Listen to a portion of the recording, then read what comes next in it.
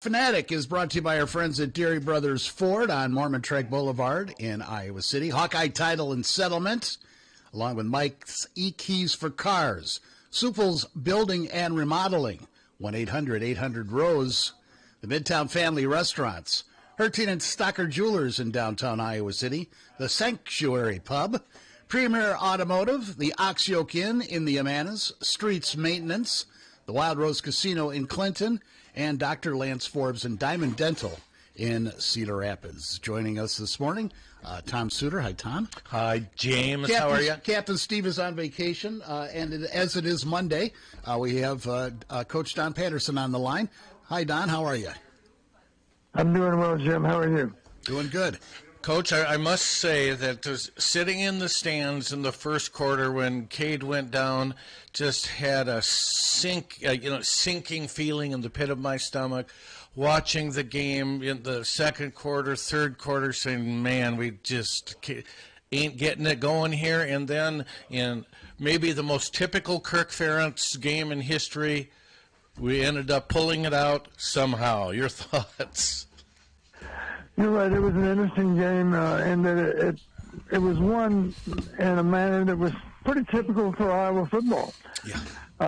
Pretty amazing when you think about it. There were 42 points scored in the course of the game, but only one touchdown by an offense, one by a defense, one by a specialty unit, and of course 7 field goals in the game. So hats off to both kickers. Ours especially did a good job. Being 4 for 4, they had the one ill-fated miss that hit the upright, and of course a lot of good defense, and the offense was challenged because we had to go with our backup quarterback. But I think, all things considered, I think Deacon did a good, solid job. He can certainly play better, but he certainly played okay, and that's what we needed him to do. I agree completely. And as Coach Ferentz said after the game, he said, Deacon has had a fair amount of reps considering he was the backup just because of Cade's injuries. So, and that may have held him in good stead for the game. That's true. It's amazing. There were so many critical situations in the game. I'll give you one example. That field goal that hit the upright. You might forget this. That field goal, incidentally, the ball was on the left hash. It hit the right upright. But here's the part you might forget. It was 3rd and 3 until they false started and had to back up 5 yards. And the kicker still had plenty of leg, but just imagine this. If that same exact kick had happened from a line of scrimmage 5 yards further, in other words, if they didn't get charged with a false start, that ball would have gone through rather than hit the upright. That 5-yard differential did make a difference. Well, Michigan State kind of played true to their script for their losses this year. They just made way too many mistakes. I think they had 9 penalties. 10? 10 for 94. Iowa had 325. And it wasn't just the number of penalties, it was the timing of their penalties. They were just, the false starts were huge. I mean, they just self-destructed. I mean, they just could not. Yeah. And that's not surprising. That's what that team's all about. So, Don, when you look at moving forward now, of course, they've got the quarterback situation, but I think the thing that keeps getting lost in this, and maybe not, and I know they have 2 out, but they can't run the ball. They had 61 yards rushing. Don, when they can run the ball, everything else is so much easier. I mean, they got to try to run the ball this Saturday, don't they, against Purdue? Yeah, once again, and here's where it really shows up. It shows up in critical down conversions. Yes. Because too many of them are 3rd and long. Yep. And both teams had that as an issue, incidentally. We did a good job on 3rd down defensively as well, but we struggled on 3rd and long, and for obvious reasons, we just simply had too many yards on critical downs. But the good news, we once again did a good job protecting the ball. Not great. We turned it over twice. But they turned it over 4 times. And of course, our punting game, I was impressed with their punter during the game. But think about this, and this is how it all fits together. You remember the shake punt, 15-yard shake punt. But what started it was a high snap. Yeah. high snap. The guy fielded the snap okay, but he was in a little bit of a hurry Timing was because he off. knew he was a little bit late to get the ball out. And the 15-yard punt gave us great field position, which was critical. And I do think that Kirk made the right call. There were a few boos when it was 16-13, and on 4th and 1, he decided to go ahead and kick it. I agree. I'm the same way. Yep. Yeah. Lisa asked me at that very moment, so what would you do? I said, this is a hard decision because, truthfully, if you had 100 head coaches and asked them that question in that specific situation, it'd probably be pretty close to 50-50. But I thought Kirk made the right call, and here was my reasoning on it, see if it makes sense to you. We were down by 3 at the time, of course, and the fans always want you to go for it on 4th down. You know, that's just it's part of being a fan. But here's the reality. Even if we converted on 4th and 1, who's to say we're not going to have to go on the field and kick the field goal 4 snaps later? Yep. My point is, converting on 4th and 1 did not guarantee a touchdown. And Drew is so consistent. And let's give Torrey credit, and let's give Elkins credit on snaps. Sure.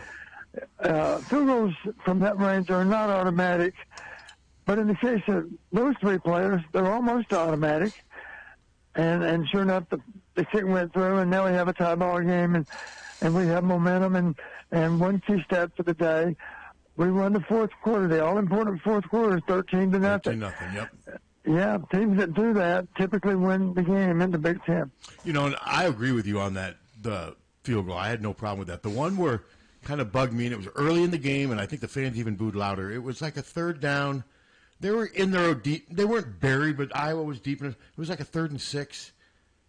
You figure, and they just ran the ball. It was almost like, let's just get this possession over with, get back with field position, and see. They just, to me, do you know the one I'm talking about, Don? You guys remember? Yeah, I do remember that. I do maybe remember you disagree. that, yeah. I mean, what are your thoughts on that one? To me, I thought you should have been more aggressive. I think so. Come to think of it, if I'm not mistaken, what followed, I believe, they ended up, I know that this is right. That was toward the end of the first half. Yes.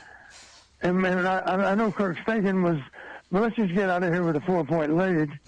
And it looked like at that point we'd have a good chance to do that. What we didn't count on happening was a 58-yard field goal as time expired. And the fact that we chose to punt the ball away gave them a chance to hit a couple of passes and get in what you might call unlikely field goal range. But I give the guy credit. He knocked it through. And yes, he did. all of a sudden it's a 1-point game at the half rather than 4. It was a big momentum shift. I mean, they had really the momentum going into halftime. Yep.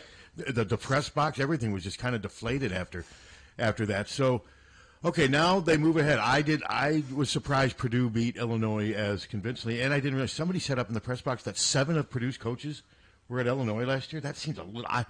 I was not aware that. Did you know that, Don? Did they have that big? I was not aware of that many. They must be counting maybe even a grad assistant. That's what I'm two. thinking. I'm thinking that too. Yeah. But I mean, it's not 7. I'd be shocked if it was 7 full-time coaches. Because I'm pretty sure that's not the case. My guess is maybe a couple of those hires are young coaches that were not full-time at Illinois. They left Illinois to go to Purdue, but it was their first full-time job probably. Yeah, and like you said, I'm sure some other ones, I haven't looked at their staff closely yet, but were probably support staff and maybe even analytic guys and what have you. But I thought the Illinois-Purdue game would be closer. I don't know, maybe Purdue. Just your thoughts on that. I mean, it was an impressive win for Purdue. You know, I haven't seen the stats. I will admit, after the game, I did comment regarding a post-game interview that I was surprised with the spread on that game. I was since told, though, you'll feel better once you look at the stats, Coach, because the game statistically was pretty even. Okay. Now, the bad news, that still means that Purdue made all those kind of plays when they had to make them. And I have been impressed with Hudson Card. I was impressed with him. I was too. The week before from the Wisconsin game. He's a solid player at quarterback. And they still, obviously, I was pretty impressed with their offense against Wisconsin. They turned the ball over a few times, but they certainly moved it. So the good news, I guess, is that statistically the game was not a blowout, although the score would suggest that it was. And now you got Tyrone Tracy coming in as a running back. And then they got Devin Maccabee. I mean, they've got some individual talent, but I mean, they beat Illinois by 24 points. Yeah. Wasn't it 37 to? Was it like 37? I thought it was even more. I thought the final was 37. I think it's 44 to 17. Yeah. Oh, it's maybe, 44. like Okay. Okay. So how did they? Did they have a? I haven't looked to see the scoring. I'll have to check closely. But do you think that says more about Purdue or more about Illinois right now, Don? Well, I think it says a little bit about both. Okay. A negative sense for Illinois, of course. They miss. Now, Love is not a bad bag. He's no, but he's not Chase Brown. But he's not to be confused with the guy they had a year ago. Chase Brown, no, you're right. Yeah, Chase Brown's better. Incidentally, Chase Brown's, I believe they're twin brothers, aren't they? Yes, his brother's the safety. He was also a significant loss in the back end. I think, as I understand it, Illinois' biggest problems are in the back end defensively. They're just simply not very good in the secondary, and that cost them dearly. Well, they got, I think 3 of their secondary players from last year are now in the NFL. One was a first-round pick. Then I believe that Chase Brown's brother is a safety in the NFL now. No, Illinois' strength on defense is their defensive line. I just wonder if, like what you said, this Hudson Card, you don't get a scholarship offer from Texas as a quarterback unless you're a pretty good recruit. Whether they win. What surprised me the most about him, though, Don, when I watched him, was how well he moves out of the pocket if the play breaks down. You don't always have that with a Purdue quarterback. And we are going to get some zone read also. Yes. And that simply means if our edge rusher decides to crash into the backfield, he'll read the defensive end and he'll pull the ball and he'll run up the alley for good yardage. Yes. He did it against Wisconsin, and he did it again against. I believe he did it also against Illinois. I don't know that for a fact, I guess, because it seemed like I remember seeing a highlight somewhere where he did keep the ball on his own play. Now, there is a risk with that. You run too many zone reads with this Iowa offense as a quarterback, you're going to get beat on. You're going to get gang tackled. You're going to get hit. And that's true. That takes a toll. So it's going to be interesting. Okay, so let's look back to the Iowa offense. We got to bring up the 800-pound gorilla in the room, Tom, you were there. I was there. I certainly did not participate. I didn't think you did. And like I said, what I wrote in my column today was, they've got issues. The fans have every right to be frustrated. I thought the Fire Brian stuff was a little harsh. It was tacky. I used the word harsh because I've heard you use it. Don, your thoughts? You're a fan now. You've been a coach. What were you thinking when that started happening? Well, I guess the good news from that standpoint, I was doing a post-game show, and someone mentioned, what did you think about the Fire Brian chants? And I said, I didn't hear any Fire Brian chants. Now, in my section, I didn't hear a thing, but they did claim it came through on the TV broadcast, and I said, my guess is it's a lot of students, maybe. Is it coming from the student section? I don't know. It was a little both. But, yeah, but I didn't hear it. And I hate to see that because, the bottom line is that it suggests that the fans are not happy with the way things are going. But overall, I would say I was able to brag on the fan support because I thought Kenny was awfully loud all over again. Oh, it was great. It was. Yeah, I thought the fans did a good job of supporting the team. And I didn't even hear the chants, so they must have been.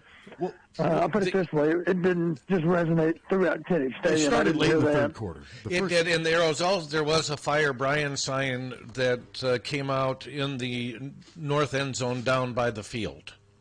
I didn't see that. I did hear it too, and I saw it somewhere on social media. How they get it There's in? another AI.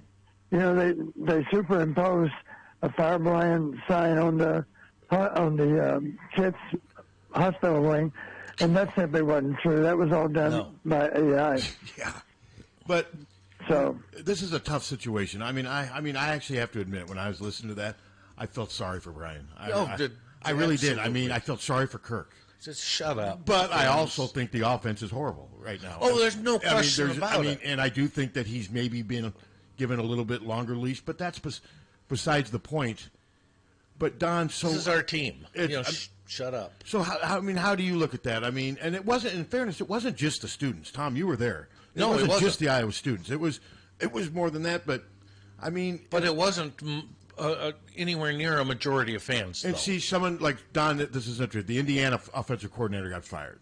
Right. Someone on Twitter put Indiana's stats are better than Iowa in everything. Yeah. But then, except for one area, though, in which the Kirk defenders brought up right away, Indiana's, 1-3? And we're 4-1. Iowa's 4-1. Don't you agree, Don? As long as Kirk keeps winning games, he's going to have leverage in this situation. Well, let's give Brian and the offense credit for doing a lot of fundamental things the right way. And by that I mean, and let's give credit to Phil's side of the ball, too. We typically win on penalties, right? Yes. We usually have fewer penalties than the opponent. Yep. We also typically do a better job of protecting the ball than the other team. Yes, typically. Not always, but over the course of the season, we win those categories more often than not. And usually win special teams. Now, at least now, these recent seasons. That's true. And in Brian's defense, I thought each of the last 2 weeks, I think we've done a better job of having a little more imagination to the offense, of putting ourselves in position to make some plays with a few wrinkles here and there that do help. Let's face it, we did a better job of getting the ball into the receiver's hands right away than we had in the past. And I made this comment: what made it effective is that a lot of them were high percentage throws. Mm-hmm. And really what Brian did is demonstrate, I've got some faith in you guys to make yards after the catch. Mm-hmm. And the prime example is Eric Hall. We're running a tunnel screen to Eric Hall, who's an inside receiver. We're basically throwing him the ball behind the line out there and hoping we can put some blockers in front of him, and he can be good enough to pull through a few tackles and turn a throw behind the line of scrimmage into positive yards. And it did happen that way for the touchdown. Incidentally, I want to give Eric credit. My guess is one reason that was a violent run on his part is he was thinking about the fact that his old teammate, even from Michigan days, was sidelined, and I would be willing to bet Eric was thinking, I'm going to do something to brighten Cade's day, too, because he's had a miserable day. Sure. And I just want to, just another way for him to show support of a fallen teammate. I think my guess is that had something to do with that run. I mean, Eric had 8 catches for 67 yards. Oh, he was great. Imagine this team without him right now. No, he played very well. I wanted to ask both you guys. I mean, you've been following, Tom, you've been following Iowa a lot. One of the arguments going on right now, at least on a couple of my Twitter feeds for stuff I read, is a lot of the fans are just complaining. Yeah, I know we're 4-1, but the offense sucks. This is ridiculous. We got to make changes. Other fans are saying, "Hey, I lived through the 19 non-winning season," and those fans are saying, "Man, I don't want to hear that stuff anymore. You can't be afraid. You can't be afraid to." What? Just your thoughts. Okay, my feelings on that are, I lived through and watched all the home games through all of those 19 non-winning seasons. Which Don didn't. Don didn't know any. You didn't know anything much about that. Okay, Don. And they were painful, football-wise to watch. Mm-hmm.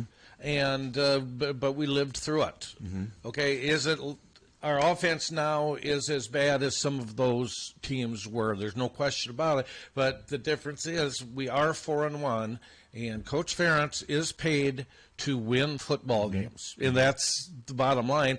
And I would much rather be 4-1 with a than 1-4 with a great offense. Of course. Okay, sure. I'm with you. Times 1,000. All right, Don, your thoughts. Well, let's not forget, we do have a favorable schedule, too. We don't have Michigan. We don't have Ohio State. Or Maryland. And thankfully, we don't have Maryland on the schedule either, because Maryland is pretty darn good as well. Yes, they are. Now none of them are going to be easy, that's for sure. But we have a chance to win every last one of them. I agree.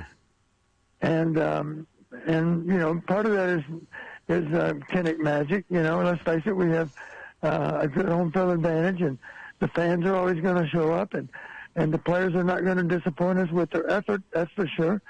So it's still a good formula for success. I do have to say, I spent part of Saturday watched USC Colorado. I watched some. Very entertaining. To go from watching that to watching it's like it's two different sports. Completely different. And it was 48-21. I was saying, man, this USC team's just something else. And then here they came. But isn't it almost like watching two? Yes. Don, you probably didn't have any time to watch. Did you watch any of the Colorado USC game, did you? I did not see the fourth quarter. I did hear the interview with SC's head coach, and he gave Colorado credit for not giving up. They made it an interesting game. They did. What I didn't realize, correct me if I'm wrong, I believe it was 48-41. Yes. Yeah. And did Colorado have a chance get the ball back with time on the clock onside with a kick. chance to win? Yeah, with an But they had to get an onside kick. And I'm telling you, had that game had another quarter, I think Colorado was going to win. I mean, USC's defense was gassed. USC took their foot off the gas. They did, and that ended up catching them. It did. Shadir Sanders is a really good quarterback. Terrific. I almost would take him over Caleb Williams. I mean, you could win with either one. But looking at their stats, and then I don't want to be too critical, but it's a different football game for a lot of these Big Ten teams. Not just Iowa, but for a lot of these. Completely different. And you're sitting there wondering, is USC going to – they're not going to be able to come in and, average 40 points a game in the Big Ten. It's not going – I don't think it's going to happen. Do you think that'll happen, Don? I don't think so. No, I think it'll be difficult for them in one regard. Half of those games they're going to play in the Big Ten are going to be on the road. They're going to have to travel significant difference to play them. Significant distance, I should say. Good point. And think of it this way too: our way of winning games is sometimes ugly, because we don't put up as many points as we like. Well, SC has a different kind of winning ugly, and that's simply outscoring the opponent. Mm-hmm. And I do remember Bill Brazier once saying, the only problem with relying on your ability to outscore the opponent is sometimes you turn the ball over twice or three times and you're dead. You lose those possessions and you're going to lose, because the only way to put up 45 points a game is to end up with a lot of possessions that do not end in a turnover. That's a good point. And yeah, so it's a little tough. I say it this way: if you always rely on outscoring your opponent, every now and then you're going to lose one of those shootouts.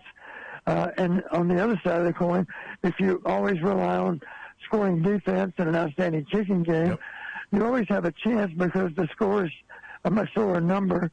And, of course, you have to find a way to have one more point. But there are a lot of different ways that we can get that done, and we proved that on Saturday night. And it's easier to score 48 points when it's 85 degrees and sunny every time you play. You come into West Lafayette, Indiana in the middle of November, and it's 13 degrees with a 20-mile-per-hour wind. It's a tougher deal. And you don't always have maybe a potential two-time Heisman Trophy winning, maybe first pick overall. USC's always got a pretty good quarterback, but you don't. This guy is really good, and to outscore, Don, you have to keep recruiting freakish five-star athletes and hope that they all pan out. I mean, Caleb Williams is a really good quarterback, and it makes it easier. But Kirk has always told us that he thinks his way's built best for the long run. Now, of course, the offense. I mean, so Don, what do you do if you're Brian Ferentz this week? What is your main emphasis? We got to get this running game going, so we have some support around Deacon. Is that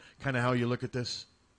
Yeah, we need to still continue to focus, and I realize it's difficult to do. We don't get a lot of movement up front. Of course, the running lanes are slim. Our backs incidentally did a really good job. I remember there was one run there late in the game where Leishon did a great job of just. He did. I believe it was him. It might have been. They both had good moments. They both did. Where they really squirted through small holes. That's my point. Kamari did too. Yes. Yep. Yeah, so that was encouraging. But the reality is we gotta keep chipping away and finding ways to run the ball and keep the defense honest. Those safeties are screaming down. He'll just make plays near the line of scrimmage, and that means we have to pick our spots and try to go play action and beat them deep if they're gonna be that committed to the running game. To slow us down, we got to be able to take advantage of them. So, got to run the ball better, got to strain for the extra yard, so that we're in third and short rather than third and medium, that sort of thing. You've heard that speech by, was it Al Pacino that made the speech as the coach about that, a game of inches? You scrape and you fight for those inches. And that's really what down and distance is all about. Speaking of field position, and you mentioned the weather that the West Coast schools are going to have to deal with in the Midwest when they play out here, and for that matter, back east. Here's a stat from last year that really stuck with me. Field position in September, in the first half, the Big 2010 season, it did not relate so much to winning. It was 73% win. But in the last half of the season, that winning percentage went all the way up to 91%. Wow. Yeah. In other words, in November, you better win on field position. And the reasoning's kind of obvious. It's easier to flip the field with big plays when the weather's good in September. Sure. It's more difficult in November. Yep. And SC and UCLA are going to find that same issue when they play in the Midwest next fall. Okay, it's something we haven't talked about yet. I believe Iowa had 6 drops from our receivers. What can the coaching staff do to help eliminate that? Was it simply the new quarterback throwing the ball harder? Was that half of it, or what that was can a they little do? bit of it. Yeah. Let me say this though. There was I'm trying to think. It was Vines, I believe, late in the game. There was a slant that was thrown down the field, as I recall. Anyway, maybe it was a dig route. I can't remember, but it was a ball thrown toward the middle of the field, downfield from where it was snapped. And it was thrown hard because I think it was extra long. It was long yardage. So it was probably more than a slant. It was probably a dig. But anyway, what I remember about the play, the ball was thrown hard, and it was thrown a little bit high. It was very definitely a drop, don't get me wrong. But here's my point to Deacon. I would remind Deacon, part of your job is to make the ball as catchable as you can, and that relates to 2 things. It relates to taking a little bit off on pace, a little bit. I'll use a baseball analogy. You don't win throwing fastballs all day. Mm-hmm. So if you have a chance to make the ball more catchable and take a little bit of pace off the ball, that's a good thing. Or another way to look at it, I like to use the real estate analogy. What is so important to great quarterbacks is location, location, location. Mm-hmm. I've always said this about Aaron Rodgers, and you could say the same thing about Mahomes, I think. If the ideal spot to throw the football is this particular spot on that receiver, that ball normally comes in within a foot of that spot. That's how incredibly accurate those quarterbacks are. On that particular throw, the ball was a little bit high. Mm-hmm. It was thrown with good pace, and Vines could not control it. Was it a drop? Yes, it was.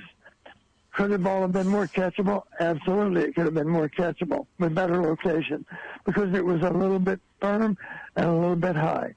And let's not forget this. You've always heard me say it. The worst thing about high throws is they too often turn into tip passes, and tip passes end up in the wrong hands. And that was close, too, because I rewatched the game last night, and I go, oh, boy. Well, I thought Deacon Spencer had the same problem. I thought there were times, and I remember Nate Stanley did sometimes. Yeah, Nate Stanley did. I remember when we had Chuck Long on, he said that's one thing you got to learn. There's times where it's about touch passes. And, Don, I remember Chuck Hartley especially. I remember a lot of his balls just kind of floated. And they always got where they were going to go, but it wasn't just a laser. I thought at least on a couple of those drops, and they were drops, but I thought the ball was thrown too hard. I just thought it was way more. It was just, it didn't need to be thrown that hard. Make it, like you said, make it easy so that they can get the ball and then do stuff afterwards. Now, yeah, we're not even talking a really noticeable change in velocity, just a little bit off the throw. Yes, just a little more touch. Yeah. Now, here's another example, quarterback-wise in the NFL. There was a guy named Chad Pennington. You remember him? Yes, played for the Jets. He played for a long time. He did not have great velocity on his throws. What he did have, you could say the same thing about Tom Brady. He had great anticipation on his throws, and he threw with great accuracy. Yes. And that his passes were more catchable than a lot of other quarterbacks, and they were still on target with good timing, primarily because of great anticipation on the part of those quarterbacks.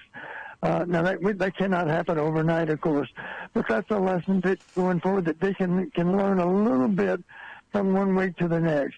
And the finished product a month from now is going to be entirely different. Not entirely different, but just a little bit different than what you saw on Saturday night. Yeah, I know Iowa hasn't announced. I mean, when Kirk was asked about Cade, I mean, he said he's not look good. I mean, you saw the play. I mean, it just looked like the classic knee buckle and what have you. But yeah, it's just you feel for the kid, man. This will be almost 2 years now, Don, where he hasn't played a lot of football, assuming he's not going to come back, which I'd be surprised if he did.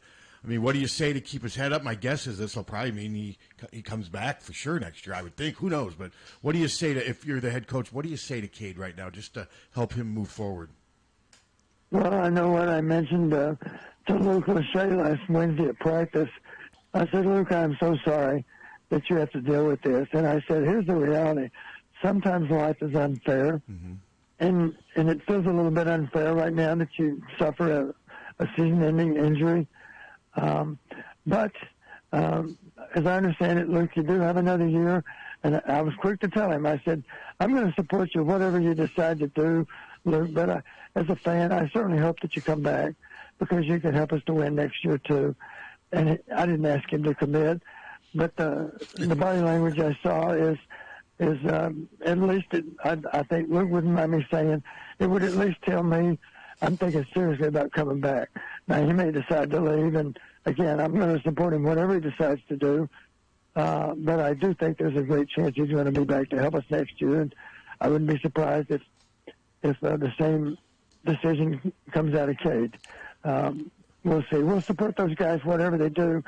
But it does seem frustrating, of course, for you to suffer through an injury that is not even necessarily a contact injury. And in Cade's case, of course, it had nothing to do with contact with the defensive player. I think the injury actually occurred before that. Yeah, I know. It was just he just planted his knee when they were buried. He was trying to run out of the end zone. And I think one thing different with, I mean, Luke obviously has an NFL career at some point. I don't know if Cade, he might.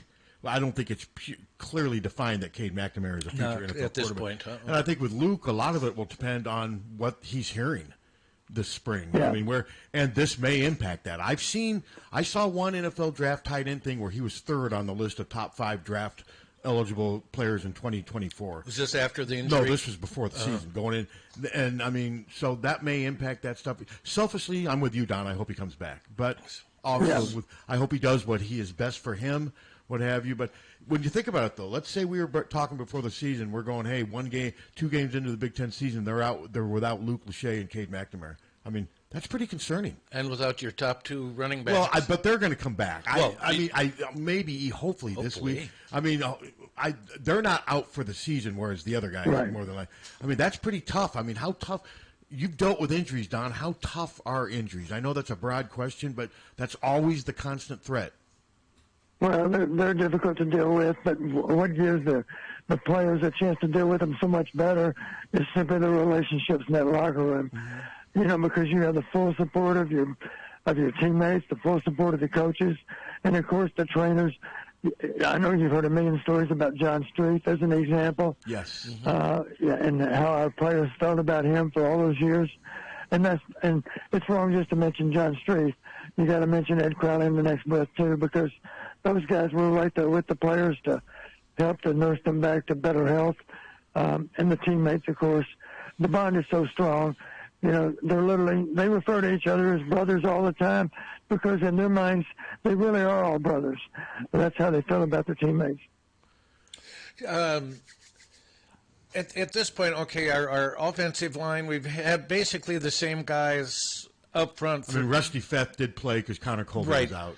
But we're just not seeing a tremendous improvement in the run game. In fact, we're not seeing any improvement at all in the running game. 27 carries, 61 yards. I mean, right, and we clearly don't have a lot of confidence in a 7th or 8th offensive lineman because you simply haven't seen them very much at all. So at this point, what can the coaches do to get these guys to improve? Yeah.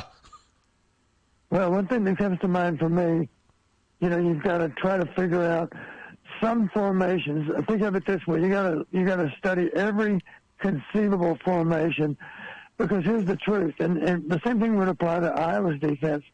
When you look at any defense, you simply ask the question: are there any formations where they do not line up maybe as well as they should? In other words, maybe this alignment is a little more vulnerable based on the personnel, based on the way they line up. Is it more vulnerable than others? And I think in general, when you look long and hard, you can find a few formations where you think this is the best formation we can have to run the football. And and that gives you a chance to run it a little more effectively. I don't know what those formations are, but it's not hard to imagine. And it's not just, of course, formations that you've been running. Maybe it's a formation that somebody else ran against them.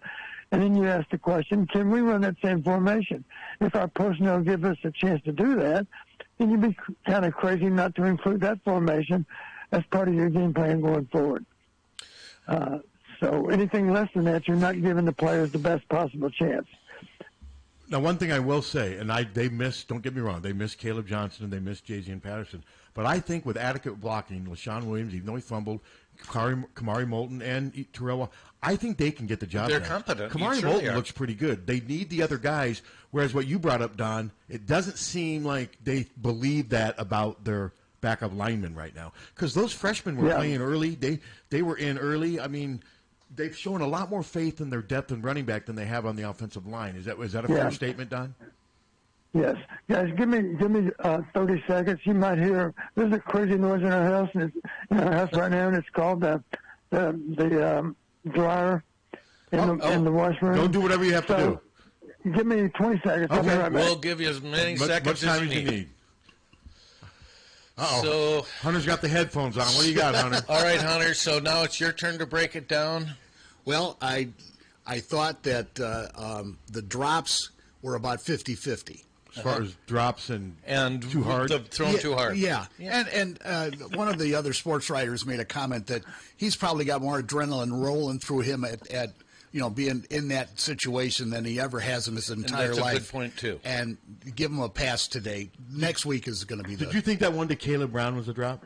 Because yes. I did, but it was not. It was a low. It would have been a tough catch, especially for a guy making the adjustment to a wide receiver. I just thought it was a difficult play. It was tough, but it was low. That's what he's in there for. Well, it is what he's in there for, but maybe that's why he's not in there more. Well, maybe I have people keep asking me, why is Caleb Brown not playing more? Well, maybe I think they're asking me that because he's a 4-star from Ohio State. Yeah.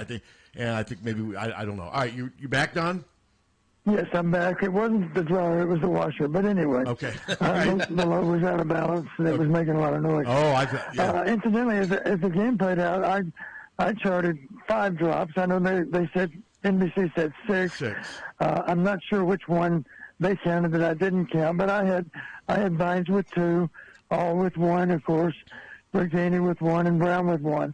Mm-hmm. And I'm not sure about the 6th one. I could go back and look, I guess, but the bottom line, of course, and we've always said this, and this is what receivers should hear. Listen, here's what a drop is. If you sell out for the ball, imagine a guy just laying out for the ball and it skips off his fingertips. That's not a drop. Right. Because he did everything humanly possible to get to that ball, and it still skipped off his fingertips. Anything short of that, though, if you can touch it, you should catch it. At this level, yeah. Yeah, at this level. And if it's thrown a little bit firm, you still should catch it. But the burden also is on the quarterback. Could you please help us out and make it a little more catchable? Mm-hmm. 2 ways to do that. Take a little pace off the throw. If you're a fastball pitcher, take a little bit off that fastball. And if you can give us better location. The ideal location, of course, as we've already said, on all those intermediate routes, if the ball's thrown high, we're going to get some tip passes, and we're not going to be as lucky as we were on Saturday night. You remember the one that should have been intercepted for sure was the ball tipped at the line of scrimmage. Yes. And then Halliday simply didn't field it cleanly either. That was a drop on his part. Yes, it was. The one to Caleb Brown, I don't want to keep bringing that one up, but I mean, what do you think of the throw? What do you guys think on the throw on that one? Because the whole play just seems kind of out of sync. It just seemed, or was that just simply he dropped a ball that a wide receiver at this level should make? What you remember the one I'm talking about, Don? Yeah, I think the one, as I recall, it was thrown a little bit low. It was low. Yeah, and the ball kind of skipped through, kind of got into his belly, so to speak. Yes. And then went to the ground. The other thing, of course, receivers should do, if at all possible, you hear the phrase, he's a body catcher. Mm-hmm. He catches the football on his body. You want to catch the ball with your hands, not with your body. That ball got into his body, and that's why it wasn't controlled. The lower throw made it a more difficult catch. But again, great receivers find a way to get their hands on the ball all the time, and they're not body catchers. Okay, and like I said, maybe that just kind of shows right now that the receivers have some work to do. But so, Don, can a quarterback all of a sudden during the season just learn how to throw with a softer touch? Just can you make that drastic of a change during the course of a season? Wouldn't that take? Sure, you can. Okay, how do you do that? I think you can, absolutely. The more you throw, and again, it's a very subtle difference. Okay. A lot of people wouldn't even notice it. Okay. I'm just talking about, and I don't even know how fast the football comes into a receiver. Let's just say, for the sake of argument, 70 miles an hour. Okay. If a ball shows up at 70 miles an hour because it was thrown what is clearly a little bit too hard, all we're talking about doing is throwing it at 65 rather than 70. Mm-hmm. Okay. We're just talking about taking a little bit of pace off to make it more catchable. One thing. Go ahead. I'm sorry. And the other problem, this happened more with Spencer, I think, than maybe it's happened so far with Deacon. Sometimes balls that are thrown high velocity. When a quarterback has to really gun the ball, let's imagine the window's really tight. Mm-hmm. And he's still got to throw it, because let's imagine it's fourth down, it's the end of the game, and he's not going to get sacked, so he's got to throw it somewhere, even at risk of losing the ball. When it's thrown into a tight window, oftentimes when you really try to throw the ball as hard as you can, the ball tends to sail. You remember that with Spencer sometimes. Sure. And, of course, that makes it harder to catch because it's thrown a little bit high. So that's another argument for taking a little pace off when you can. Is the ball is less likely to sail, obviously, because you're not throwing it as hard as you physically can throw it. When I thought one of the more interesting stats from that game was Iowa had 3 first downs on its first 4 plays of the game. I mean, yeah, you're right. Yeah, you're exactly right. I mean, Cade started the game 3 for 3, and I think the 4th pass, I know it was a drop to all. Uh-huh. And then the 5th pass, finally, we ran a whip route. With I forget who ran the route now. He actually ran a good route. Could have maybe run a slightly better route, but the bottom line is that Cade threw that 5th pass. His 5th attempt was just simply thrown too wide. Remember the throwback to the left, that the ball simply was not on target. Yeah, it wasn't. How important, Donnie, is having the quarterback sneak back in the playbook? Well, I just hope we don't try to wear it out, because I think when you sneak the ball too often, it gets harder and harder to make that yard. And I'll give you an example that related to the game. We kind of wore out naked. We ran a lot of nakeds, but if you go back and chart them, they were less and less productive as the game went on. Yeah. Simply because Michigan State's thinking, okay, fine, you're going to run nakeds. I'm going to do a better job of defending naked now, because you've already proven to me you're going to run it. And the same thing the week before, the play that we wore out a little bit was wide middle screen, you might recall. And I don't fault Brian for calling it, because he's at least going back to a play that worked for us in the past. But obviously, the more you go to that particular play, the better chance they have to defend it. I want to shift over to defense and just recognize, Jay Higgins, 12 tackles, Nick Jackson, 10 tackles. Those guys are playing really good football. They feed off each other really well. They're very disruptive, and it's interesting. They got here Higgins has been here for 4 years. Nick Jackson's a graduate transfer from Virginia. Don, you respect good line. Just talk about what they've meant to this defense, just their consistency, and they're just so aggressive and active. Yeah, let me talk. I'm going to find my notes on it. It was the fumble that was late in the game. Mm-hmm. Help me out. These guys have caused the last 2. Well, I think Nick Jackson's helmet hit the ball, didn't it? I believe that's what it was. Yeah, and I believe the game before Absolutely. It was. Here it is. Yeah, MSU swing pass leads to a hard hit by Higgins and the helmet on the ball by Jackson. Yeah. And I want to give credit to a third player that was also in on that play, and that was Schulte. Those 3 guys were all right there together. The ball comes out. It's recovered by a really good effort by Herkett. It was just a neat play to see, because it was team football. They were all there. And that's a play, incidentally, they've run several times. They swung the ball behind the line of scrimmage and done a good job blocking the perimeter, except this time those guys, all 3, showed up, and they were in an angry mood when they got there, and the ball came out, and, of course, that was a key turnover late in the game. Xavier Wampa had 8 total tackles, 7 solo. Quinn Schulte, 8 total tackles, 7 solo. Deontay Craig had 8 total tackles, 7 assisted because, he's closer in traffic, what have you. Cooper DeJean, 6 tackles and 4 solo. Jamari Harris, 4 tackles, 4 solo. Yao Black, 3 tackles. Kyler Fisher, 3. Logan Lee, 2. Ethan Herkett, 2. Ethan Herkett's been really good this year. But, Don, we got to bring up Cooper DeJean. When he fielded that punt, and I said it, I go, man, this has a chance. There was nobody within, 15 yards? There sure weren't. What happened with Michigan State's coverage on that, Don? I think it related to the previous punt. We already talked about the previous punt. High snap. The punter's anxious. He punted really well all night. Matter of fact, his average is almost identical to Torrey's. But the high snap, he rushed. He shanked the punt. 15-yard punt, gave us great field position, led to the field goal. And then the very next punt, he's out there, and he's, I don't know what he's thinking, other than he's thinking, don't shank it. I'm sure he's that. And the mistake he made, of course, he lost that hang time. That's so important. And as the ball was in the air, I made a comment to Lisa. I said, I just used one word, returner. And you heard me talk about that ball we refer to as a returner. It's a ball that's going to come back at you if you're not careful because it doesn't have the necessary hang time. And sure enough, we didn't have any great blocking on the play, but we had some acceptable blocking. Some guys got in the way a little bit. They did. Cooper ran. We split a seam. There were 2 tacklers that he ran between. And he bounced off both one. got up. Yeah, got a little piece of him, but not enough to knock him down. That reminds me, I've always talked, you heard me talk about, remember Marv Cook's catch against Ohio State? Sure. Tight ends always heard from me, listen, you're not going to juke anybody in the open field, who we kidding? So what you do, if you see 2 tacklers downfield, you split the seam. I was talking about splitting the seam. So you adjust your route so that ideally they both hit you at the same time. What you don't want is to get hit once from the left and a split second later from the right. But I use the analogy of a watermelon seed between your finger and your thumb. You squirt through that little seam just like a watermelon seed does. And that's what Cooper did on that play. Both those guys, I think, got a piece of him, but they were kind of glancing blows because he split the seam right there between them. Yeah, he did. And he makes everything look so easy.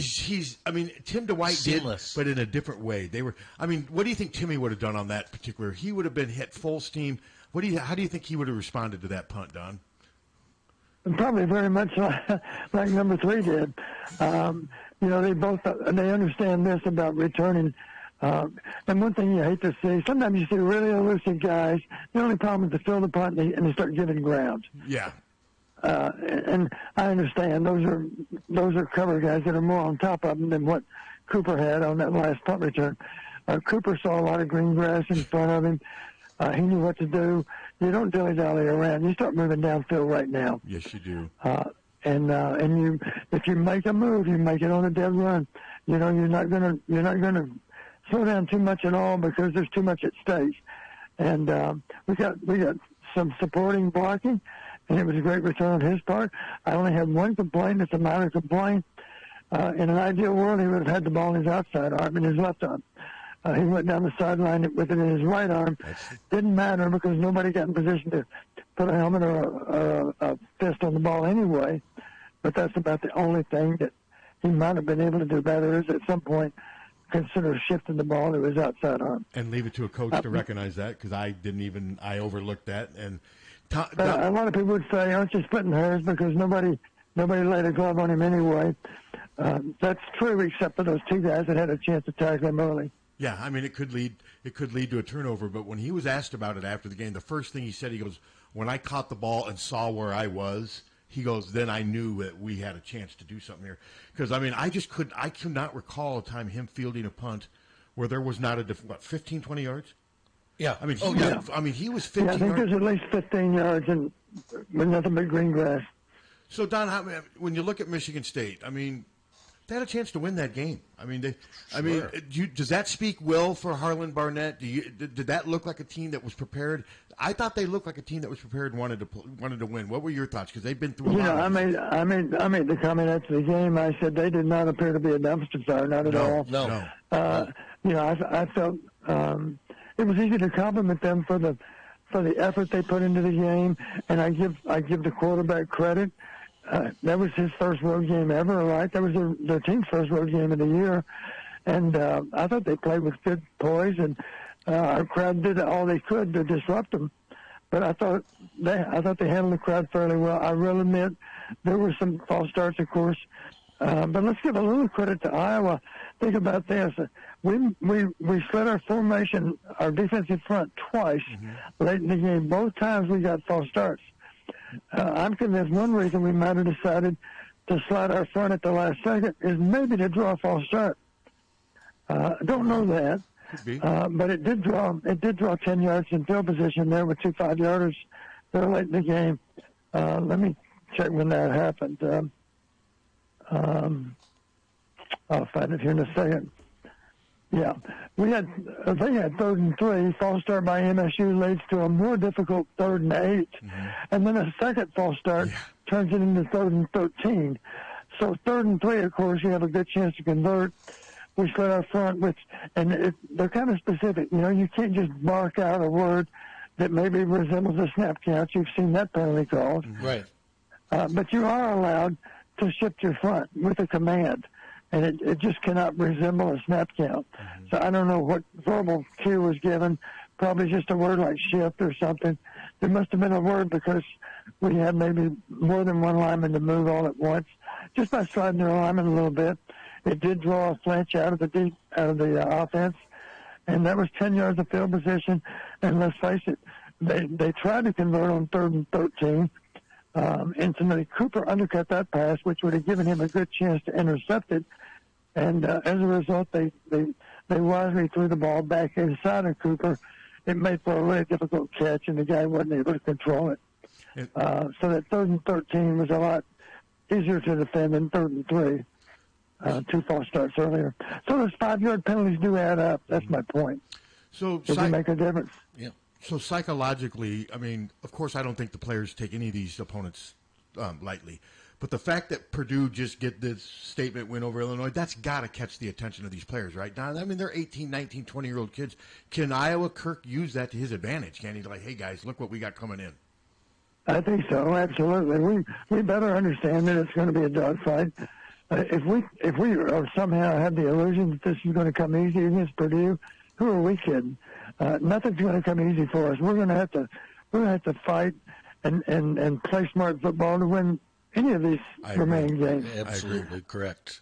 And I think the players understand that. I really do. I think they understand how they're built, what they're made of. And I think all the games left are winnable. The only one I think they're going to be an underdog right now is Wisconsin, don't you think? Yeah, I think so. I think we don't know what's going to happen next weekend. No. For all we know, Mordecai gets injured next weekend. We don't know. And we don't wish injuries on anyone, but let's face it, they're part of the game. I mean, we're not in any position to cry over our injuries. We got to carry on. You know, it's the same old adage we've always had: next man in. And that's what I love about football. Football's the ultimate team sport. It is. Because the heroes in late season may be guys that weren't even thought much of in early season, but things change that quickly over just a span of a few weeks. Things can change a lot. How more important is Joe Labus now? I mean, because there's always a chance that Deacon Hill doesn't get the job done. Even healthy enough to play yet? They've made it sound like, yes, he could go in there Finally. and play right now. So how important does that backup quarterback, because if it's not him, then it's the freshman. Then it's, Marco Lane. Yeah. I mean, because there's always a chance, Don, if Deacon Hill just struggles for they might make a change. So how important is this backup quarterback situation now without Cade? Well, the beauty, of course, of someone else being the backup rather than Deacon being the backup a week ago, that new backup quarterback is going to get more reps than what he's been getting. That's true, yeah. So it's going to put him in a better position to play. And I'm sure Joey's heard, we always use the term mental reps. If you're the third quarterback, let's face it, during teamwork, you're not going to get many snaps at all. Maybe you don't get any, depending on the health of the other two quarterbacks. So what you have to do, you have to put yourself in the shoes of the guy taking the snap. You have to put yourself in the shoes mentally of him, because you're looking right over his shoulder. You know, you're behind the offensive huddle. You have a pretty good vantage point. you're seeing things a little bit like he does. He's only standing, 10 yards in front of you, let's say. So you're still getting mental reps, and you're learning from his mistakes in practice as the corrections do come from the coaches. And that's what gives you a chance to be ready to play, even if you had limited reps. So how much does it help the fact that Joey Levis has had a start and did play in the bowl game last year? How much is that going to help him if he does have to come in? It's going to help, and I give Brian credit. In that bowl game, you might recall, we didn't give Joey Levis very much rope at all. Mm-hmm. We didn't give him a chance to hang himself. Yeah. Yep. We asked him to do, and it helped a lot that we had a couple of non-traditional touchdowns, of course. That helped a lot. Because now we got a lead to protect, and now we're going to condense the playbook so that we don't ask Joey to do anything that he's unfamiliar with or that he's not able to do. So that's what good coaches do. They don't ask their players to do things they cannot do. Let me give you an extreme example. Years ago, there was a guy named Jay Norvell that played strong safety for us as a senior. Jay Norvell was first team All Big Ten, even though Jay Norvell couldn't run better than 4.9 maybe. Why was he first team all conference at defensive back? Because Bill Brazier never asked him to play man coverage on an inside receiver because he wouldn't do it very well. Jay wasn't equipped physically to do that, but he had a great heart. He had a great mind for the game. He always gave the hard hit. He was all Big Ten because Bill Brazier gave him a chance to do what he could do well. Bill didn't ask him to cover some receiver that he can't cover. That'd be stupid on Bill's part. And the same thing applies to Brian. If Joey's in the game, Brian's not going to ask him to do things that might get us beat. He's going to think long and hard about asking for Joey to run those plays because we're just asking for trouble. So we have a smaller playbook with Joey in the lineup because Joey simply hadn't had as many reps as Deegan. And we'll have to condense if Joey's in the game. There'll be fewer plays to pick from, but that's okay because those plays give us our best chance to win all over again. Did you guys hear? I'm sure you saw on social the latest stat to illustrate how Cooper DeJean has 4 touchdowns since the start of last season, and only one offensive player has more, and that's Caleb Johnson with 7. Luke Lachey had 4. I mean, what?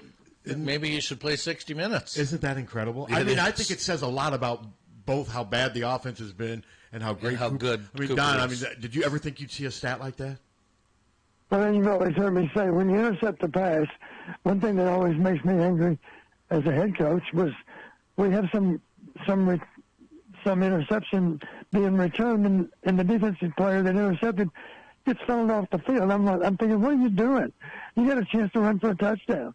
Those 5 fat guys that are numbered 50 through 79, they're not going to tackle very many people. Uh-huh. And that only leaves 6 tacklers, and that's assuming the quarterback can tackle. He can't tackle very well either, so don't go out of bounds. Nothing wrong with going to the nearest sideline and looking for your blockers. And, of course, our guys do a good job defensively of becoming blockers. They do. For the interception returner. And that's one reason we're more likely to return. I'll admit it does help. And number 3 is very dangerous with the ball under his arms. That helps, too. Yep. Before we wrap, I wanted to ask you about a couple of – did you watch any of the Iowa State-Texas game?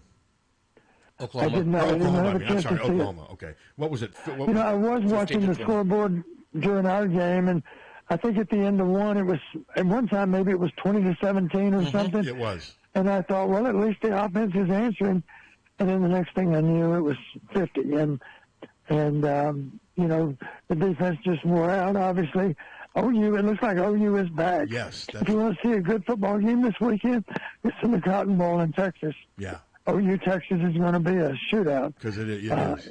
They're both legit. Yeah. Incidentally, I heard one of the studio hosts say the University of Texas may be the best team in college football right now. I've heard that. Yeah, if it's not them, it might be Oklahoma. They might be in that conversation too. Well, Georgia struggled. Yeah. Yeah, and how would you feel if you're the Big 12? This has got to be their nightmare this year. Do they end up with a rematch of OU and Texas? 2 teams that are both leaving the conference. I think it might happen. Yeah, you're right. No, I think you're right. I think it will happen. And hey, I wanted to bring up Missouri. How about Missouri? I mean, what are they 5-0 now, Don? Yeah, I think so. Now they were very lucky. They were. At least in one game they were very lucky, and that was that long field goal that the guy hit. Yeah, 64 yards, I believe it was. But Remember that one? You remember what happened though?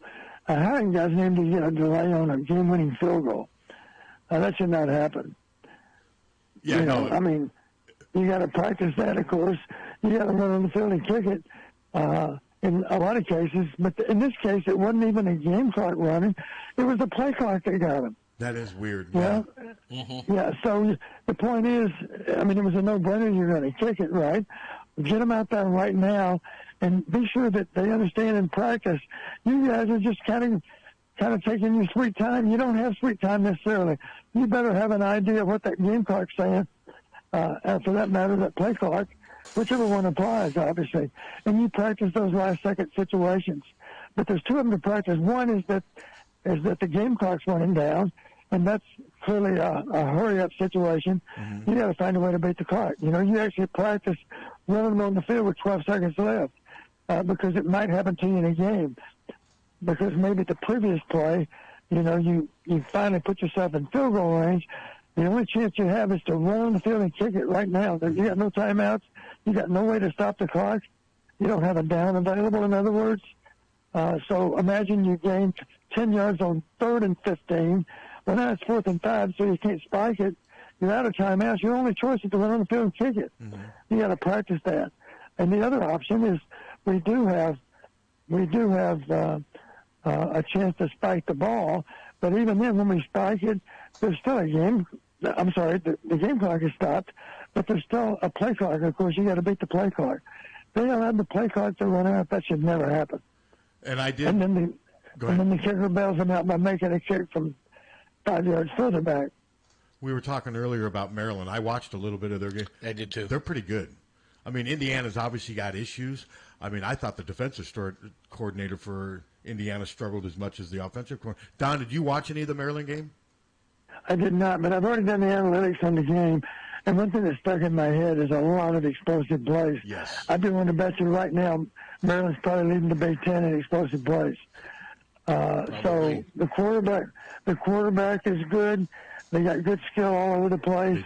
They do. You have to hold your breath because they might beat you over the head with super explosive plays.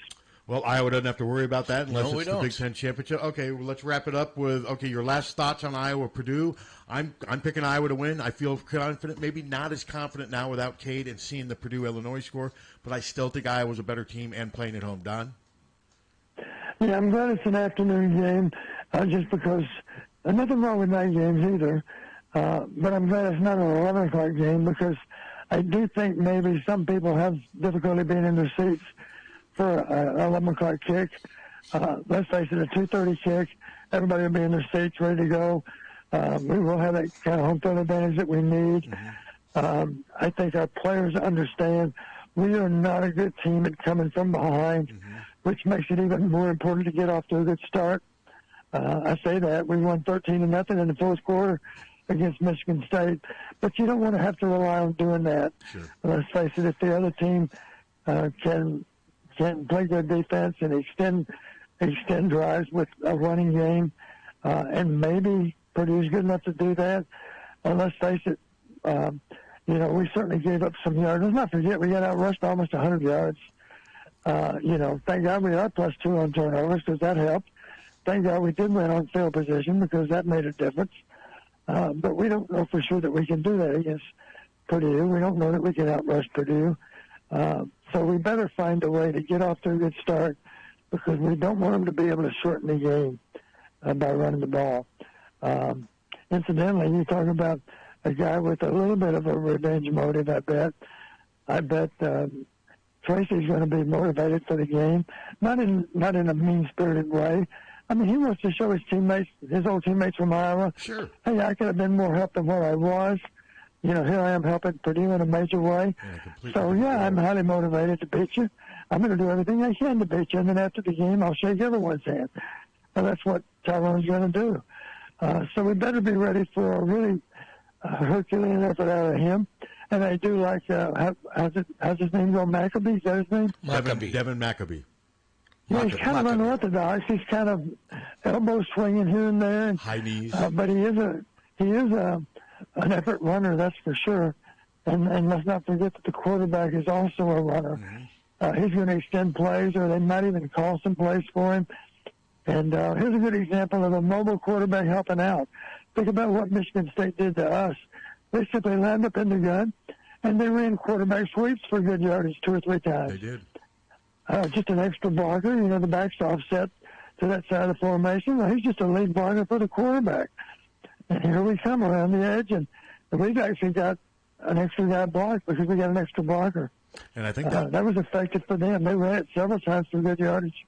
I think Maccabee is a former walk-on, if I remember yes. correctly. Yeah, no, he's a threat. He and Tyrone are a nice compliment. Well, Don, great stuff as usual. Hopefully we're talking about another win next Monday. I think we will be, but of course I've been wrong many times. It's a lot more fun. It's a lot more fun when we're talking about wins, and then mean they'd be halfway through the season at 5-1. That's not bad. So yeah, here's one concern I do have for the game. The highlights I saw out of Purdue's defense, it looks to me like one challenge for us is going to be protecting our quarterback. You know, the Illinois quarterback had a lot of difficulty with pass rush.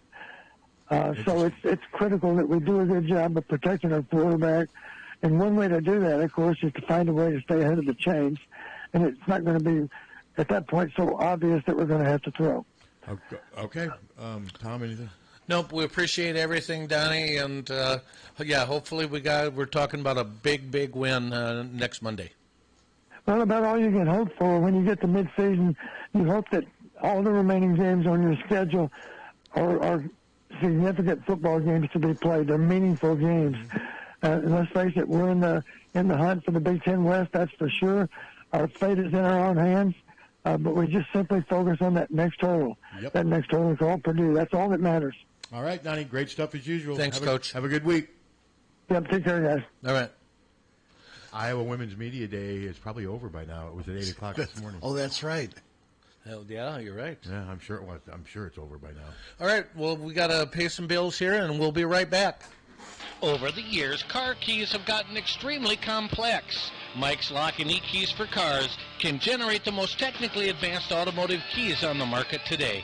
Mike's Lock and E-Keys for Cars can produce most conventional transponder, sidewinder, and remote-headed keys. If you've lost the keys to your car or simply need a duplicate, call 330-9185. Mike's Lock and E-Keys for Cars has the technology to keep you on the road. Call 330-9185 and schedule an appointment today. GT Carr, owner of Supple's Building and Remodeling, has been offering unmatched service and quality for over 25 years. The trained professionals at Supple's Building and Remodeling will install and guarantee the products used in any job, no matter how big or small. They also stand behind their work and offer no-nonsense, exceptional customer service from design to completion and beyond. Whether it's a simple window replacement or a major house addition, you'll have the confidence that Supple's Building and Remodeling is committed to quality. Visit Supples.net or call them today at 319-337-2246. Do-it-yourself is a great idea for home projects, but trust A to Z Heating and Plumbing to be on time, professional, and to handle the big problems. A to Z offers service contracts for as low as $145 a year. A to Z can even help you with kitchen and bathroom remodeling projects. A to Z has been a family-owned small business since 2003 and is a local Rheem HVAC dealer. Find them online at A2ZHeatingandPlumbing.com and on Facebook. A to Z, where your comfort is their priority. If you're looking for a new or used car, truck, or SUV, you should know Deary Ford is here for you. To give you the best selection and pricing on new Fords, Deary Ford is here for you. To work with long-term experienced sales and service reps, Deary Ford is here for you. To give you the highest trade values, Deary Ford is here for you. To provide pickup and delivery and mobile service for our customers, Deary Ford is here for you. Hurry in or shop online at DearyFord.com. Are you tired of living in a home that doesn't quite meet your needs? Then it's time to call the experts at Streets Maintenance. Their team of skilled professionals specializes in renovations and remodeling, transforming your home into the space you've always dreamed of. From kitchen and bath remodels to complete home renovations, no job is too big or too small. Streets Maintenance will work with you every step of the way to ensure your vision becomes a reality. So don't wait any longer. Call Streets Maintenance to schedule your consultation at 400-4483. Let's start building your dream home today. Pack your cooler, load your fridge, and feed your swarm at the Bread Garden Market in downtown Iowa City. Prepping for an evening of Friday Night Lights? Pick up the phone and call the Bread Garden Market. Hitting a Saturday morning tailgate? Stop in and load up on treats at the Bread Garden Market. Hosting a Sunday watch party for your favorite NFL team? Everything you need for a house party is ready for kickoff at the Bread Garden Market. Cold drinks and all-day eats, they're both at the Bread Garden Market. Grab-and-go meals, aisles of groceries, meat for the grill, beer for the cooler. It's all available at the Bread Garden Market. Find them online at breadgardenmarket.com. Search for them on your favorite social media platform. Or visit downtown Iowa City and experience food shopping like never before. Fast, friendly, and with free parking. Tell your swarm to meet you at the market.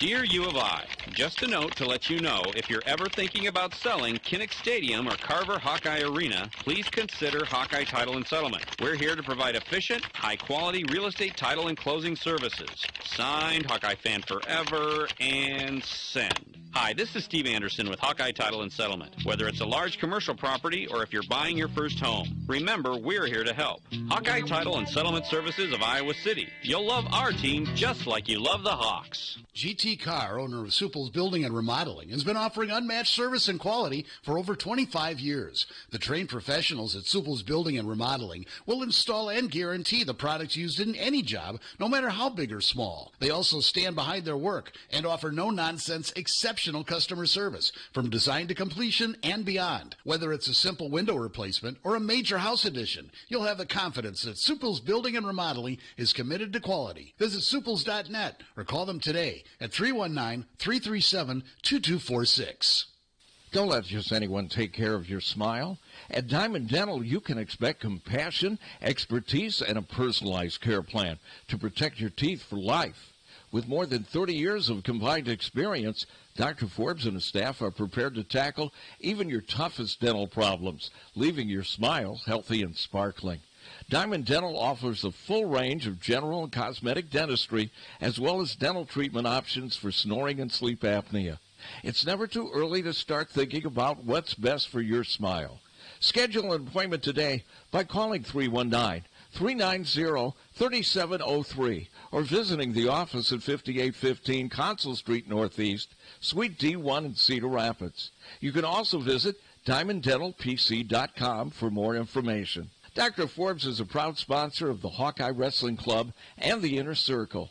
Let the Diamond Dental team provide superior care for your entire family. From the Hertine and Stalker Studios in the heart of the Hawkeye Nation, this is the mighty 1630 KCJJ, Iowa City.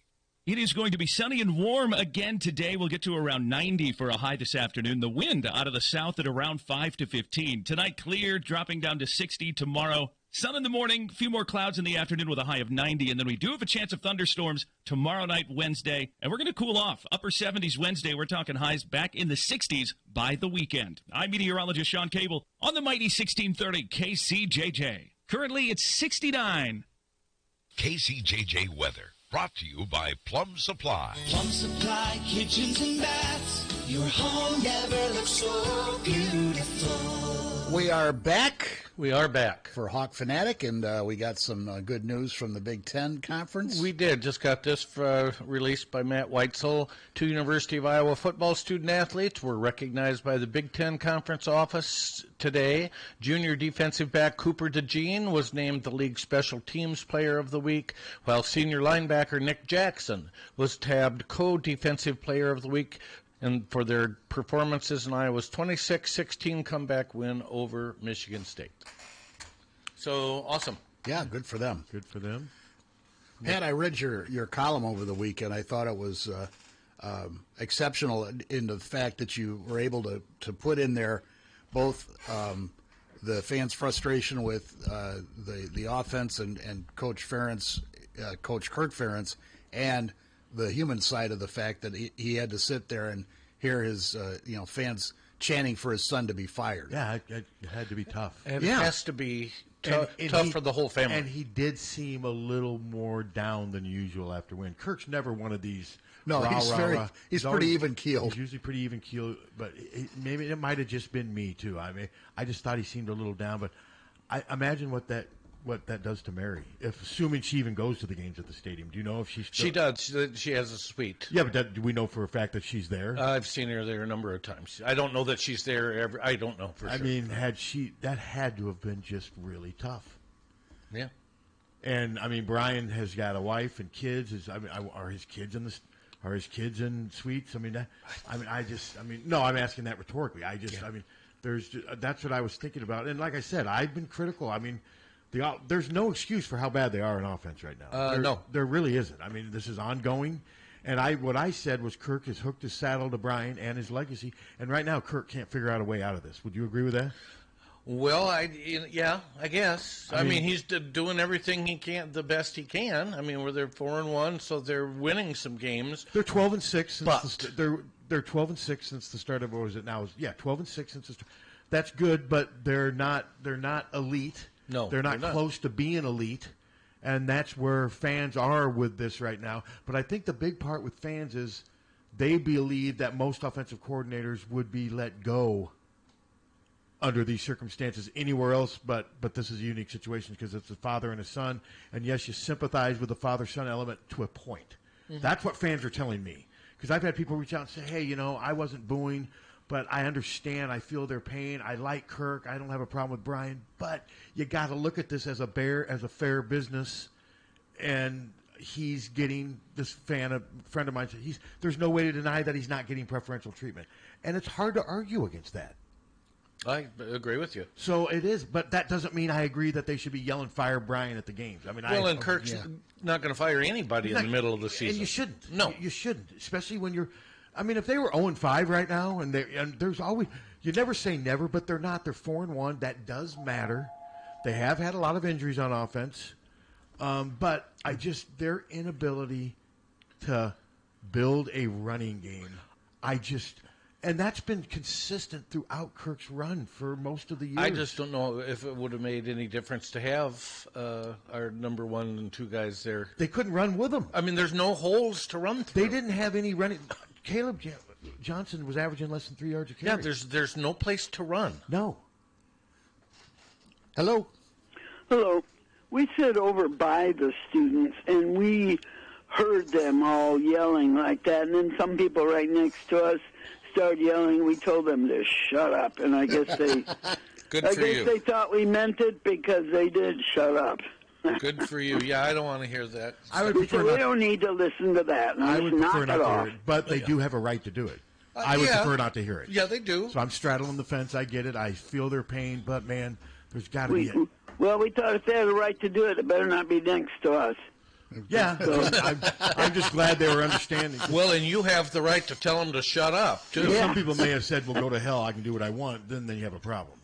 And then I've heard this one guy keeps telling me he thinks we went downhill after we fired Doyle. Well, I've heard that, too. They couldn't run with Chris Doyle. Well, that's true, too. I'll bring the rushing stats in if fans don't believe. They rarely have. They've never averaged 200 yards rushing a game under Kirk. They've rarely averaged more than 175, and many times haven't averaged 150. This Chris Doyle stuff, no. They could not. Chris Doyle was there in 2012. Yeah, he was there for a lot of their bad years. I'm not saying it's one man does not make or break a program. That's ridiculous. I don't buy that at all. And then the call-in show afterwards, they had some little kid call in, and they asked him, well, what do you think Iowa should do to get better? He said, catch the ball. Well, that would help. Well, it sure would. That would help. But I still think blocking first. Well, yeah. I think, the line's got to get their ass together. That's not going to matter. If they can't run the ball, they're just not going to be a serious contender against elite teams. Well, and the defensive line's not getting enough pressure either. I thought Michigan State was gashing them at times. Yeah. Their running back had some holes, and he like I said, he was good. He was good. Yeah, transfer from Connecticut. And it was nice that we were able to beat Michigan State twice because we beat them again yesterday in field hockey. I saw that. 3-1. There you go. There you go. Okay, guys. Well, have a good day. Hey, thanks, Karen. Bye. You know, we lost on time of possession again too over the. Well, you're going to if you can't run the ball, you're going to lose. On no, time exactly. It wasn't as bad as Penn State, but it's still they almost had double the possession time in the first half. And well, it's because they ran for 150. Oh yeah, they ran roughshod over them. They only had 5 more carries than Iowa did, but they had 156. Iowa had 61. Right. LaShawn Williams 12 for 38. Kamari Moulton 9 for 25. Terrell Washington 1 for 3. So yeah, I mean they just can't run the ball. No. Yeah. Hello. Hello. Hello. Yep. Okay. But to talk about, we haven't been the same since Chris Doyle. Yeah, they have. I mean, oh yeah, the defense has been very good since Chris Doyle left. They have. The defensive line has been very good. And like I said, this thing that we were just this power running team under Chris Doyle. No, you weren't. You weren't. Hello. Maybe you just comment on what I was going to ask about. A lot of people are saying that the offensive line hasn't been good since Chris Doyle was let go. But they weren't that good with him, is what I'm saying. Okay. That's all. Yeah, I'll hang up. Okay. I mean, we just talked about that. Yeah. They've had flashes of, Well, the 2019 team had Alaric Jackson, Tyler Linderbaum, and was Tristan Wirfs. All 3 are starting in the NFL right now. I think 2 of them start at left tackle. And I went and looked. They didn't even average it. Their running stats were, I think, not good at all. They were in the lower half. That team could not run the ball that well. But it still ended up winning 10 games. I don't know. Some will say, well, the Kirk's blocking schemes are prehistoric and outdated. That's where I have problems. Am I going to believe some internet media guy? Or Kirk Ferentz, this is where I defer to coaches. Kirk knows more about run blocking than some guy for Yahoo or any. Well, theoretically, that's correct. Kirk has been known as an offensive line guru. Brian was a good offensive line coach. So I'm going to trust him, but I'm also going to say, okay, Kirk, I trust you, but you're still not producing. And Barnett's supposed to be a crackerjack offensive line coach, and they can't block. I know, but we've been saying this for 10 years. I know. Chris Doyle's been gone for 4. I mean, this is even worse, but they've the last 2 years. I mean, they've had some years where their running game has been virtually non-existent. I look back at the 2009 team. That team won 11 games and I think averaged 102 rushing yards a game. It was a terrible rushing attack. Even though Brendan Wager and Adam Robinson had decent years individually, as a team, they could not run the ball. They rarely. I mean, Sean Green's year, I think they averaged about 188 yards a game, that's about for Iowa. That's about the high watermark. Hell, Wisconsin's had years where they've averaged that and a half. Yeah. So this perception that with Chris Doyle, we just moved and stayed ahead of the change and we're just grinding. No, you weren't. No, you weren't that at all. You won the same way you're winning now. For the most part, they're calling more attention to it because the offense, the ranking is so low, so at the bottom nationally that it just pulls it up even more. Yeah, it does. But I think to be 102nd in the nation in rushing's bad. I mean, to be anything below 75 is bad, and more times than not, they're below 75. Oh yeah, with rushing. If we were in the top 75 to the fans, it would look like a juggernaut, and it would be average. Yeah. Yeah, and they're not. I mean, I would love to see that. But I'm starting to see this Doyle stuff more and more of. We haven't been, and I just. Well, it's people who don't know trying to figure out why we can't run the ball. They finished 7-6 that one year with. They had 7 6s, 8, and It's just more of the same. They've had 3 different offensive coordinators under Kirk. It's all been the same. Now, Brian, the numbers have gotten. They're a little worse, but to me. To be ranked 131st as opposed to like 123rd is more of a hot take type thing. Mm-hmm. The yards wise, it's not that big of a difference. Is what I'm saying. It's not a huge difference on the field. You still suck either way. But if you're closer to being the lead suck, then it's going to be more to talk about on Twitter. Hey, look at this stat I have. Look at me. Look at me. Yep. I'm using the ineptitude of the Iowa offense to bring attention to me on social media, and that's what you're seeing a lot of, especially with the national media. They just wait for Iowa to play. They take the offensive stats, they pounce, and they deliver, and that's where we are right now. And yet we are still winning. You're 4-1. Yeah. 4-1, but the critic will say, but not anywhere close to being elite. Well, and fair enough. Nowhere close to being capable of winning a Big Ten title, and that's all that's left for Kirk, is what they would say. And I think the last 5 games we've played against teams that are considered elite, it's been a bloodbath. It's been a bloodbath. It hasn't even been close. And there's some people out there that'll say, in year 25, I think we deserve to be better than this.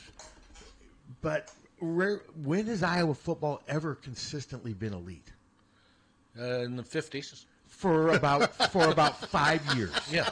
That's it. They weren't elite. They weren't elite the whole time whenever. Howard Jones in the 20s. For about 100 years ago. Yeah, 100 years ago. And yeah, so it's just this. I don't want to sound like I'm a defeatist or whatever, and that you accept mediocrity, because 9-3 is not mediocrity. No, it isn't. But it's not enough for some people right now, and that's the problem. Well, and 9 if you're ever going to complain about 9-3, we're not Alabama.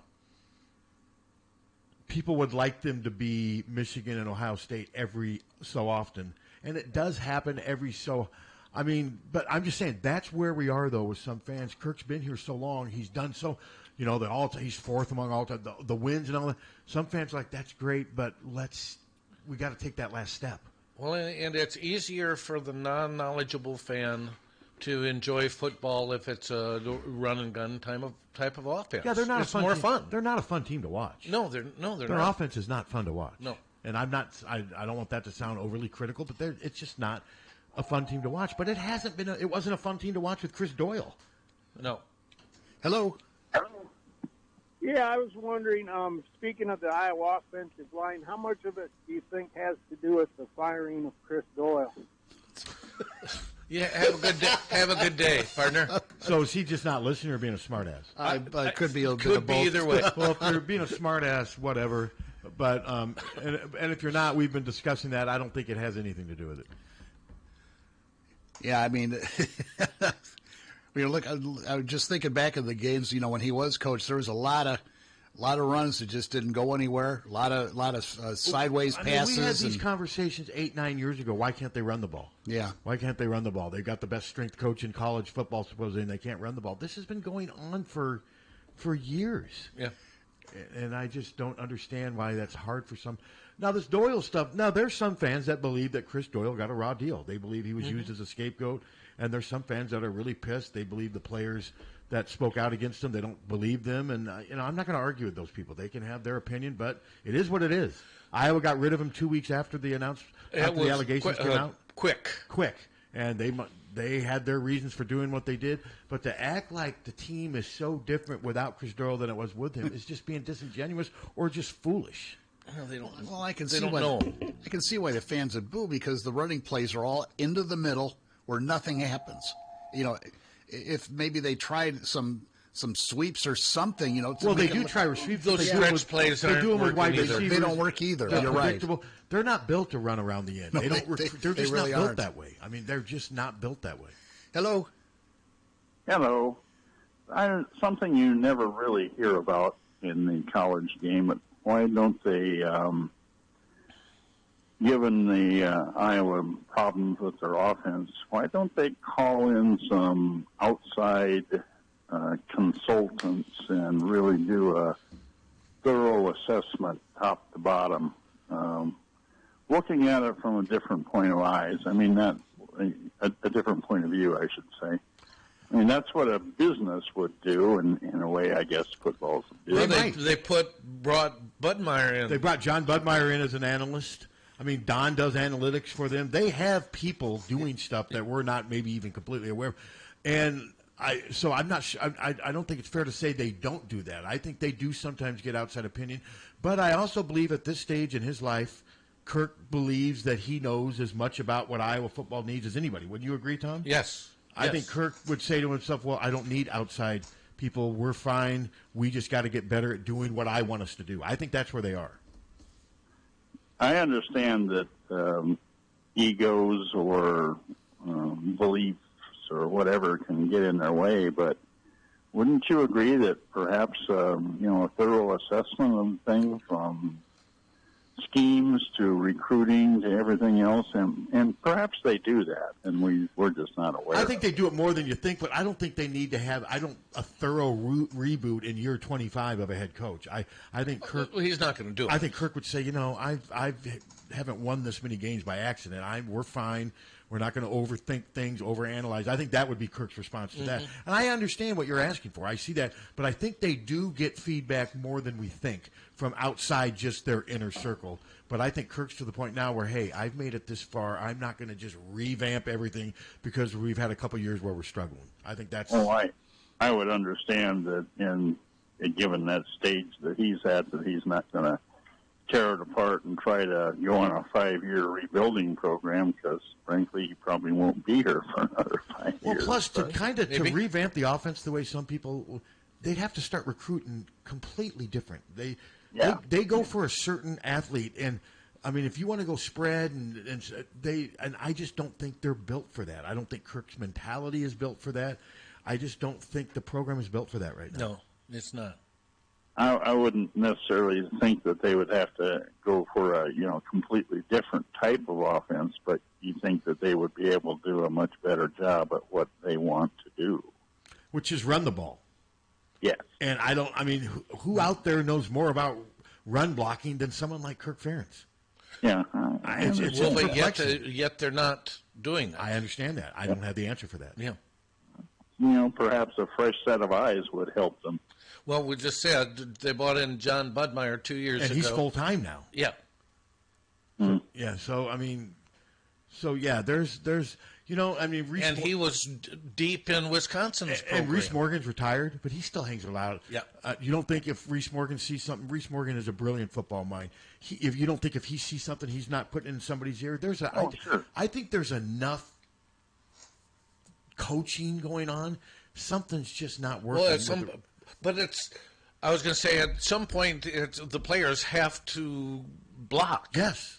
And if the coaches can't go out there and block for them. But I think because the stats are so bad right now and because of this Brian Ferentz angst that has built up, I think some people are forgetting what Iowa football was before Brian Ferentz became the offensive coordinator. It was really not much different. No, and I'll say this again, okay, since Kirk's been here, he's had 3 offensive coordinators. And fans have wanted all 3. Fans hated them all and wanted them all fired. I mean, the Greg Davis stuff got really bad. It's nauseating. Yeah. Yes.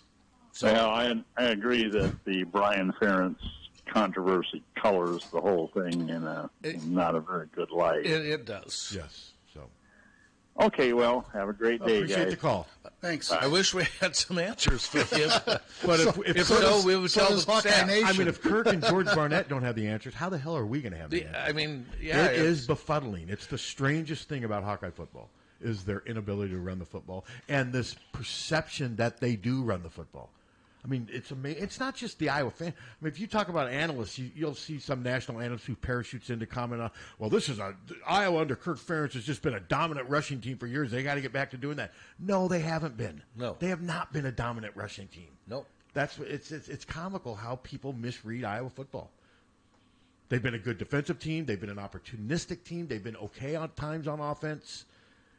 But they've mostly won with defense and special teams and fundamentally sound football, not allowing big plays and not committing turnovers. Yeah. They've won by not losing. If Exactly. That makes sense. Yeah, it makes perfect sense. Yeah, exactly. They've won by not losing games is how they've won. They don't give games away. And some fans are bored with that, and some fans, like I said, are frustrated because they can't get to that next level winning this way.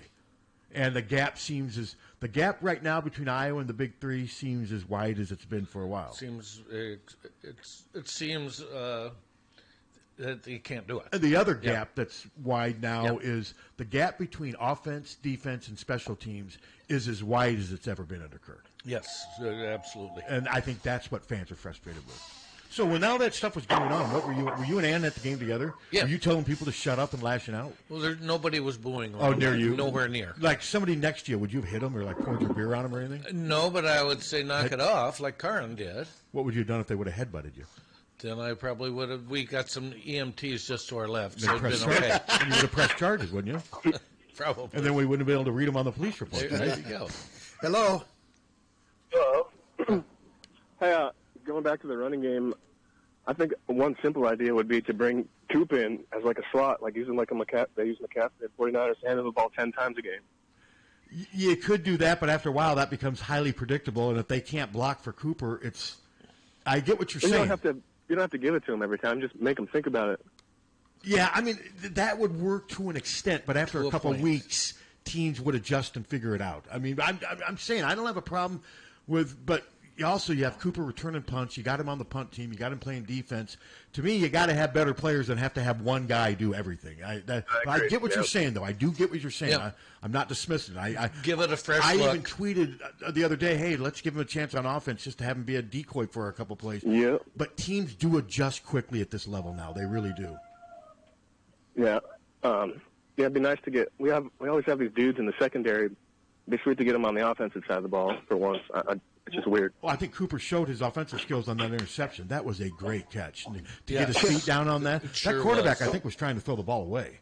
I believe it was, but no, that was a great catch. He made a better play on it than the receiver did. Yeah, he did. He looked like a receiver on that. So yeah, he's a gifted athlete. Hope he stays doing it. Go Hawks. Yeah, I will be surprised if he's back next year. I wouldn't think so. I mean, football is a short life. He plays a physical position. I hope he stays healthy. I'd love to have him come back another year. Would be great. But I don't think I think he's a first-round pick. Yeah. Yep. Millions. Cool. Thanks for the call. Appreciate it. Appreciate the call. But I have a funny story about a sad situation. I missed McNamara's injury because I was in the bathroom. And you know me about germs. Yes. I was in bad shape. Oh, I'm sorry to hear that. Well, I hadn't eaten it all during the day. I had a bowl of soup. I was starved. So that food was pretty good. And I ate too. I mean, the roasted potatoes, the roast beef. I ate a bunch of it in a short period of time, and I'm like, oh, not to gross out our listeners. But that's been an ongoing theme. I'm like, oh my God. And you guys know me with public facilities. Yes. I was crying when my ass cheeks hit that toilet. I'm like, I can't believe. And somebody had just been in there right before me, so it was still. Seriously I was almost in tears. I'm like, oh my God, this goes against everything I stand for. So then about 5 minutes later, I come out and it's just all quiet and down. And I'm like, what happened? And then I just realized that Cade McNamara's season's probably over while I'm in there. What do you think of that? Symbolic. I was never the same. So, and when I got home, I raced and took off my clothes and put them in the dirty clothes hamper because I was almost bawling because I'm like, my God, the amount of germs that are in here. And they do keep it. But like I said, there's something about that Kinnick Stadium press box bathroom. The floor there's just urine everywhere. Yeah, I don't know why. I don't understand it either. And it's nobody's fault other than the people missing off target. I mean, yeah. But it is by midway through the second quarter, that thing is a lagoon of urine. Well, I don't know. You don't like where this conversation is going? I like to say who's responsible for this mess, but we already know. It was 90 degrees when I got there. Roast beef and roasted potatoes were not my jam. I did hot dog and bun and some salad and some bun or I did salad. I ate the salad. Yeah, but then they had Rice Krispie things, which are one of my favorites. Yeah, I saw that stuff and I'm like, it's just too hot for that kind of. And hot dogs, I don't. The roast beef was a little dry. I got but then Dallas got a new batch of roast beef, and his was really moist. But those roasted potatoes were good. To serve what they do in bulk like that, yeah, they do a great job. Iowa does a great job. They really do. Their game days experience, I've said it before, is as good or better than any in the Big Ten, other than the urine on the floor. Hello. So it's supposed to be a hot dog in a bun. That's what I just said. I prefer hot dog with bun. Okay. I did. Just me. I dressed it up with a little sauerkraut and a little mustard. It was great. I had a hot dog. Yeah, I had a hot dog, and they only gave me one slice of roast beef. But, man, about 5 minutes after eating, I'm like, oh, my God, this ain't good. And then I kept trying to, nope, you can do it, Pat. You can do it. You don't want to go into that public facility. You don't want to go in there and have to sit on that thing where thousands of people sit, and yet I had no choice. And then I missed McNamara's injury. How weird is that? Yeah. Timing is everything. That's what you're always afraid of. Yeah, and it goes against everything. I've covered this team for 32 years, and I can maybe think of one other time where I used the restroom at Kinnick. So, this was... Where you had fecal urgency, as they call it? This was just, I had no choice, and I did. I was in tears when I sat down there. And I must have washed my hands for like 10 minutes. I just wanted to rid myself of the experience. Yeah. But it was just weird. I come out there, and then McNamara's probably done for the year. I mean, what I'm hearing is not Sure good. looked like I'm it. not going to say anything. Hopefully nobody. I mean, it's out there. But I'm guessing we'll know tomorrow. Yeah. And they'll release it when they decide they're going to release it. I didn't think Kirk would say anything for sure after the game. My guess is they knew after the game. I mean, yeah, I'm sure. You know, and I think when you're mentioning that Kirk was a little bit down, I think that was played part a of it too. big But factor. I think that was part of it, and that's what I wrote. I said, Kirk always says there's no such thing as a bad win. That was as close to it being a bad win for Kirk. He loses his quarterback, and his son gets chanted to be fired. I mean, I could not imagine as a father what that could have done. I could not imagine Mary sitting in the suite if she was there, how tough that could have been, especially she has her grandkids there. Well, maybe she didn't hear it. Well, maybe she can't. Well, she's in an enclosed suite. So am I.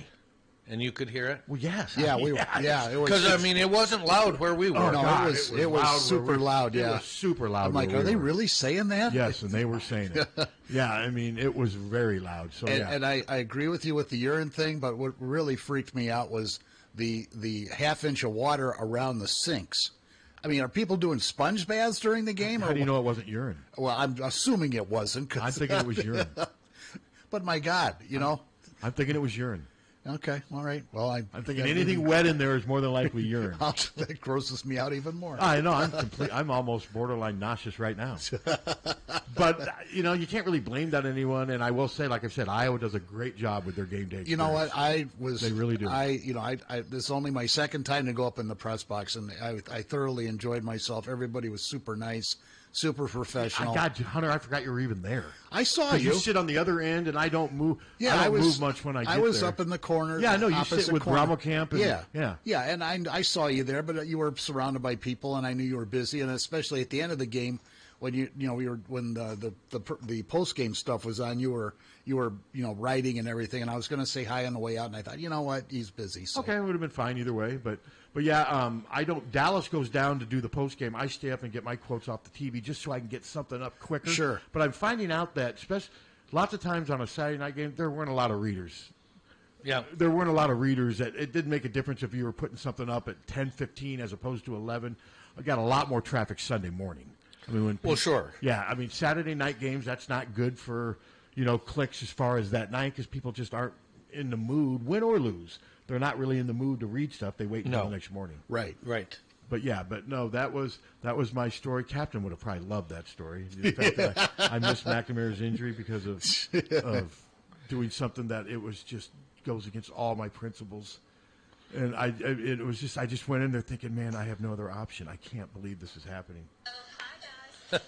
Yeah, that's crazy. Yeah.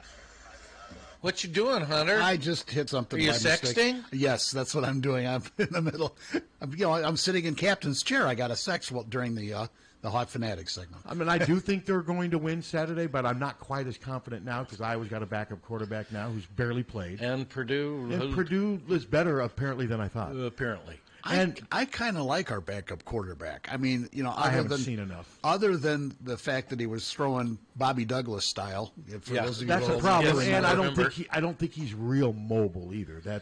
He's a little more mobile than injured Cade is. He is, but he's not very mobile. No.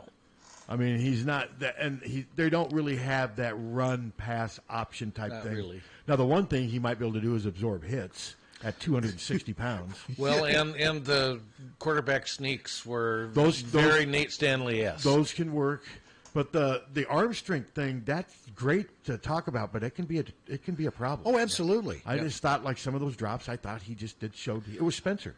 I was gonna mention, but you guys were busy talking that.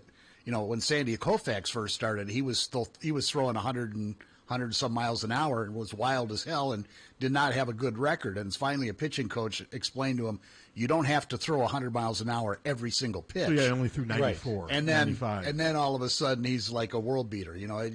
It's once he gets it into his head that you want to zip it in there, but you don't have to do it every time. especially when the guy's wide open. Well, and even 100 mile per hour, just strictly, but a fastball, you're not gonna survive on that in the major league. No. You got to have other pitches. Yeah. And Bob Gibson had a great curveball. Boy, he sure did. Nolan Wow. Ryan had other pitches. You can't just survive no matter how hard you throw it on a straight fastball at that level. You can in Little League, you can in high school, and maybe even in some college. But once you start getting to the pros, you better have one or two or three pitches. You're just not going to go anywhere. Yep. I mean, that's just Absolutely right. That's just the way it is. To borrow a line from Bruce Hornsby. But yeah, no, I just thought Kirk seemed a little dejected, and there was a lot going on in his mind. I lost my quarterback. I mean, I know Brian Ferentz, when we talked to him, I'm wondering if that's who they're going to make available tomorrow. Or Wednesday. That since they made Phil Parker last week, I wonder if they would have Brian available a week after fans, just 4 days after fans chanted that. But it's just a tough dynamic that's not going away. It's going to be an ongoing distraction and storyline the rest of this year. Yeah.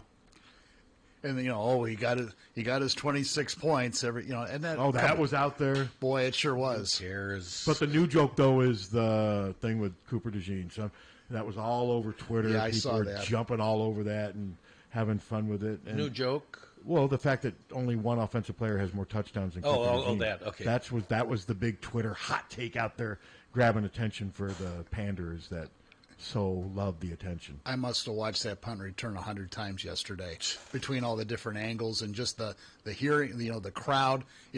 Normally you can hear a little bit of roar but man, that crowd was so freaking loud Saturday night when they needed to be, like on the calling the offsides on Michigan State because they couldn't hear a damn thing. I mean, it was considering the way the game was going, I thought it was like extraordinary how much the fans were into the game.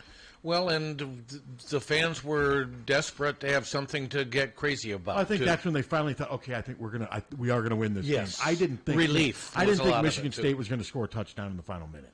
That put Iowa up by 7. To get in the extra field goal helped too, but I think there was this sense after, because I just think Michigan State's offense had sort of run out of gas. Yeah. Well, Michigan State, they just made too many mistakes. Because they're not a very good team. 10 penalties and 4 turnovers, you're not going to win very many games. No, you're not. And it was, 26-16, that's Iowa football. That's just the way they win.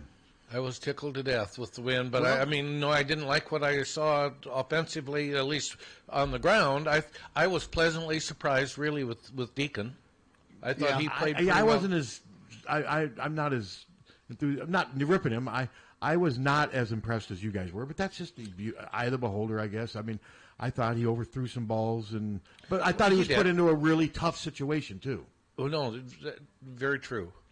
So, but now he's going to have a full week of working with the number ones, and they're not facing Alabama or Michigan Purdue's better than I thought, but still, it's a very winnable game at home. The Big Ten West is just, it's tragic. It's so bad. I'll tell you, Northwestern was tied with Penn State at halftime, 10-10. Oh, I know. I watched then a lot of that game. They ran out of gas. They just could not keep going. Penn State's offense was not very good. You know what? It looked to me like they thought they kind of go through the motions. Yes, they were flat as a pancake. Well, I didn't think Drew Aller had a good game. He missed some throws. And their running game hasn't been as good this year as last year. But eventually they just wore them down. They were just too much, and they ended up getting a cosmetic win. Wasn't it like 41-13?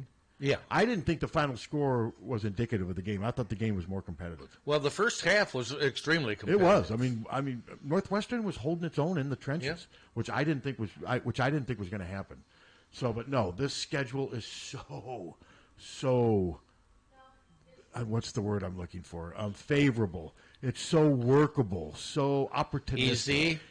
Easy. It's kind of a disrespect to the opponents. Because I don't think anything's going to come easy for this Iowa football team. No doubt about it. I don't think anything's going to come easy for this team. If you're as bad as Iowa is on offense right now, nothing, I think, is going to – especially if teams don't commit turnovers. And our defense isn't quite – It's not where it was last year. But it's still pretty good. It is, real good. The offense, I think this defense isn't handling the ineptitude of the offense as well as last year's defense did. Well, the defensive lines have got to be a little more disruptive. Yeah, they were getting gashed in the middle. Yeah, they were. At the tackle position, which is unusual. That you don't see that happen very often. But I also thought Michigan State had a pretty good game plan. They did. I thought their approach, I thought it was pretty interesting. Well, as Donnie said, they did not look like a dumpster fire, No. except for the 10 penalties in the fourth And row. that's been Michigan State, even when they have good teams. They just have a history of committing a lot of penalties and making things hard on themselves. And a lot of those were caused, I think, by the fans being loud. But at some point, you got to be beyond false starts. Yeah.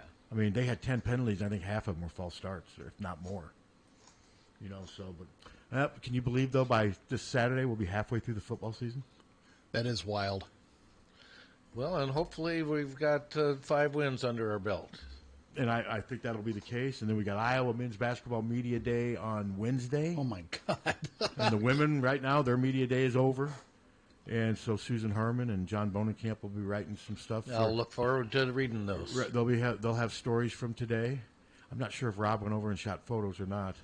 And then, the France stuff starts at 2 on Wednesday, so I'll be able to be in here and cover Media Day. I think Dallas is going to help me on Wednesday, too. So, yeah, basketball practice started last week, and we're entering into one of the busiest times of the year, October and November. Well, and we're going to have a basketball game in 13 days, hopefully on the gridiron.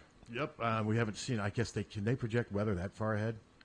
Not It's useless, really. isn't it? Yeah. So hopefully, but I also I wouldn't want it to be like today. Would you want to be? I don't think they'd want it to be 90. No. Today would not. But what if there's a 20-mile-per-hour? Well, that's the thing. It was windy Saturday. It was. I mean, you couldn't play out. I mean, imagine Caitlin shooting threes. She'd have to aim like 3 feet to the left and hope like golf. She'd probably figure it out. Oh, yeah. But it's not what you want to see. No. To me, I'm more concerned about the wind than anything else. Because if it rains, they're not going to do it. Right. But I they're can just see moving them inside. still trying. The wind's only 11 miles per hour. It's 65. It's beautiful. Let's do it. But the wind could be a key factor. Yeah, sure. And so, but we'll see. I still give them credit. I think it's something unique. And last we've heard, they've sold around 40,000 tickets, right? I think even more. Yeah, 45, I think. So, which unfortunately, if it goes inside, 25,000 people are going to be disappointed. But they didn't get charged as much either, though, right? No. Now, do they get refunded?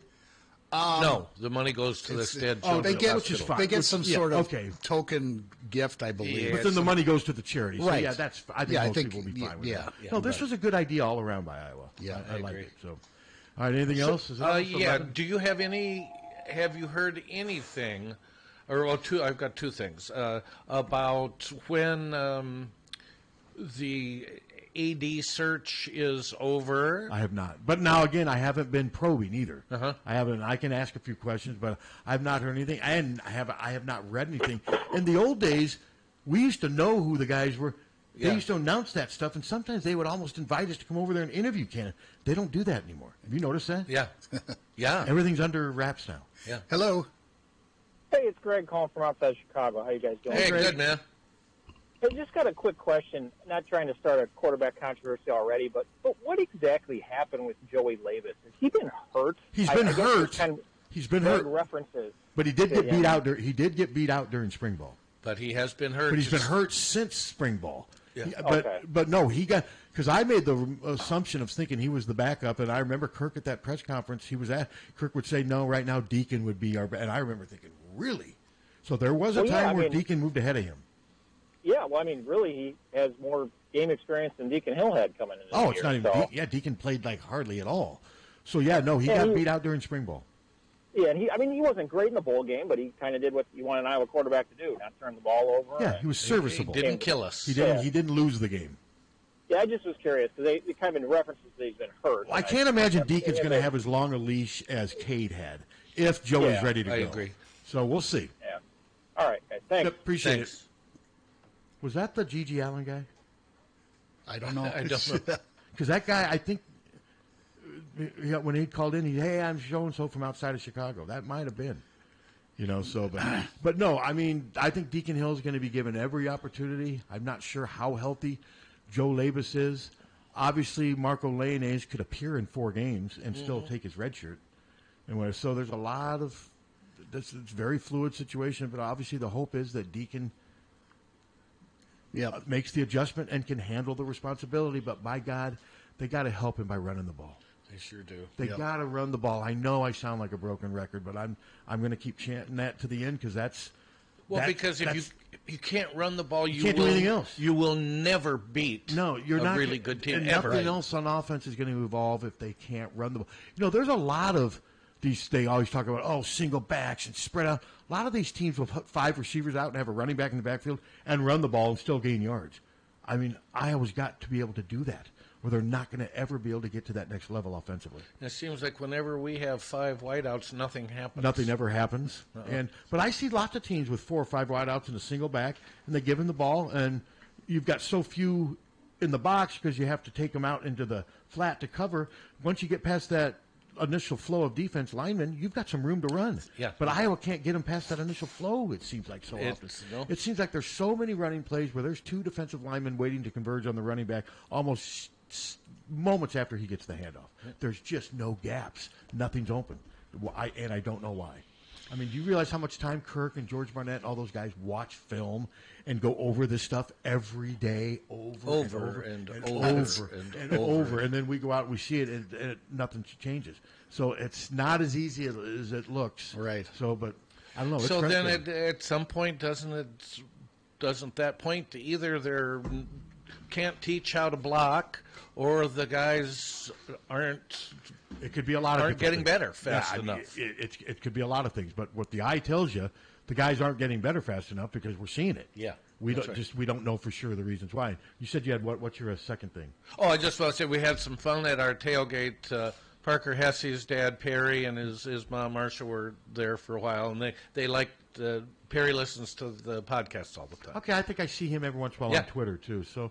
Okay, well, a good dude. Hello to Perry if you're listening. Yeah, Parker was a good dude. He's another guy who I didn't think was going to play in the NFL, and boom, tight end in the NFL. It's amazing what. So this is year 5 for him, isn't it? Yeah, he's vested. I mean, he's fully vested. Yeah, so I assume he's still in the NFL, isn't he? Yeah, he's Falcons. He's injured right now, but he's on the. But yeah, he's 5 years into it. I think you got to play 3 years and 2 games, I believe, to be fully vested. So good for him. And he was a great guy when he was here, easy to talk to. Good player. And he was a good player. Remember when he had the deflection, interception, and touchdown against Nebraska? That is one of my favorite plays that you're ever going to see. And Parker was accountable too. When they were struggling, he would come out and talk. I mean, he didn't run from adversity or whatever. He was a good guy to cover. Yeah. Guys like that make it fun to cover the job. And like I said, I mean. The booing stuff, I see both sides of it. It was just sad. That's my. Yeah, it was just sad. Yeah, I don't like it. And then you've got every right not to like it, just like they have a right as a fan to boo. I know. I just said I thought that was a little harsh, but fans are frustrated. They are frustrated. I just prefer positive things instead of negative. And I'm guessing some of those fans are probably drunk too, don't you think? Of course. I'm thinking that may have contributed to a little bit too. And some of those people maybe in normal circumstances would never do that. So yeah, maybe I don't want to blame it all on alcohol either. That's fair enough. But I'm sure some of them were probably a little more. I'm surprised Donnie saw the social media where they had superimposed the Fire Brian below the Children's Hospital wing.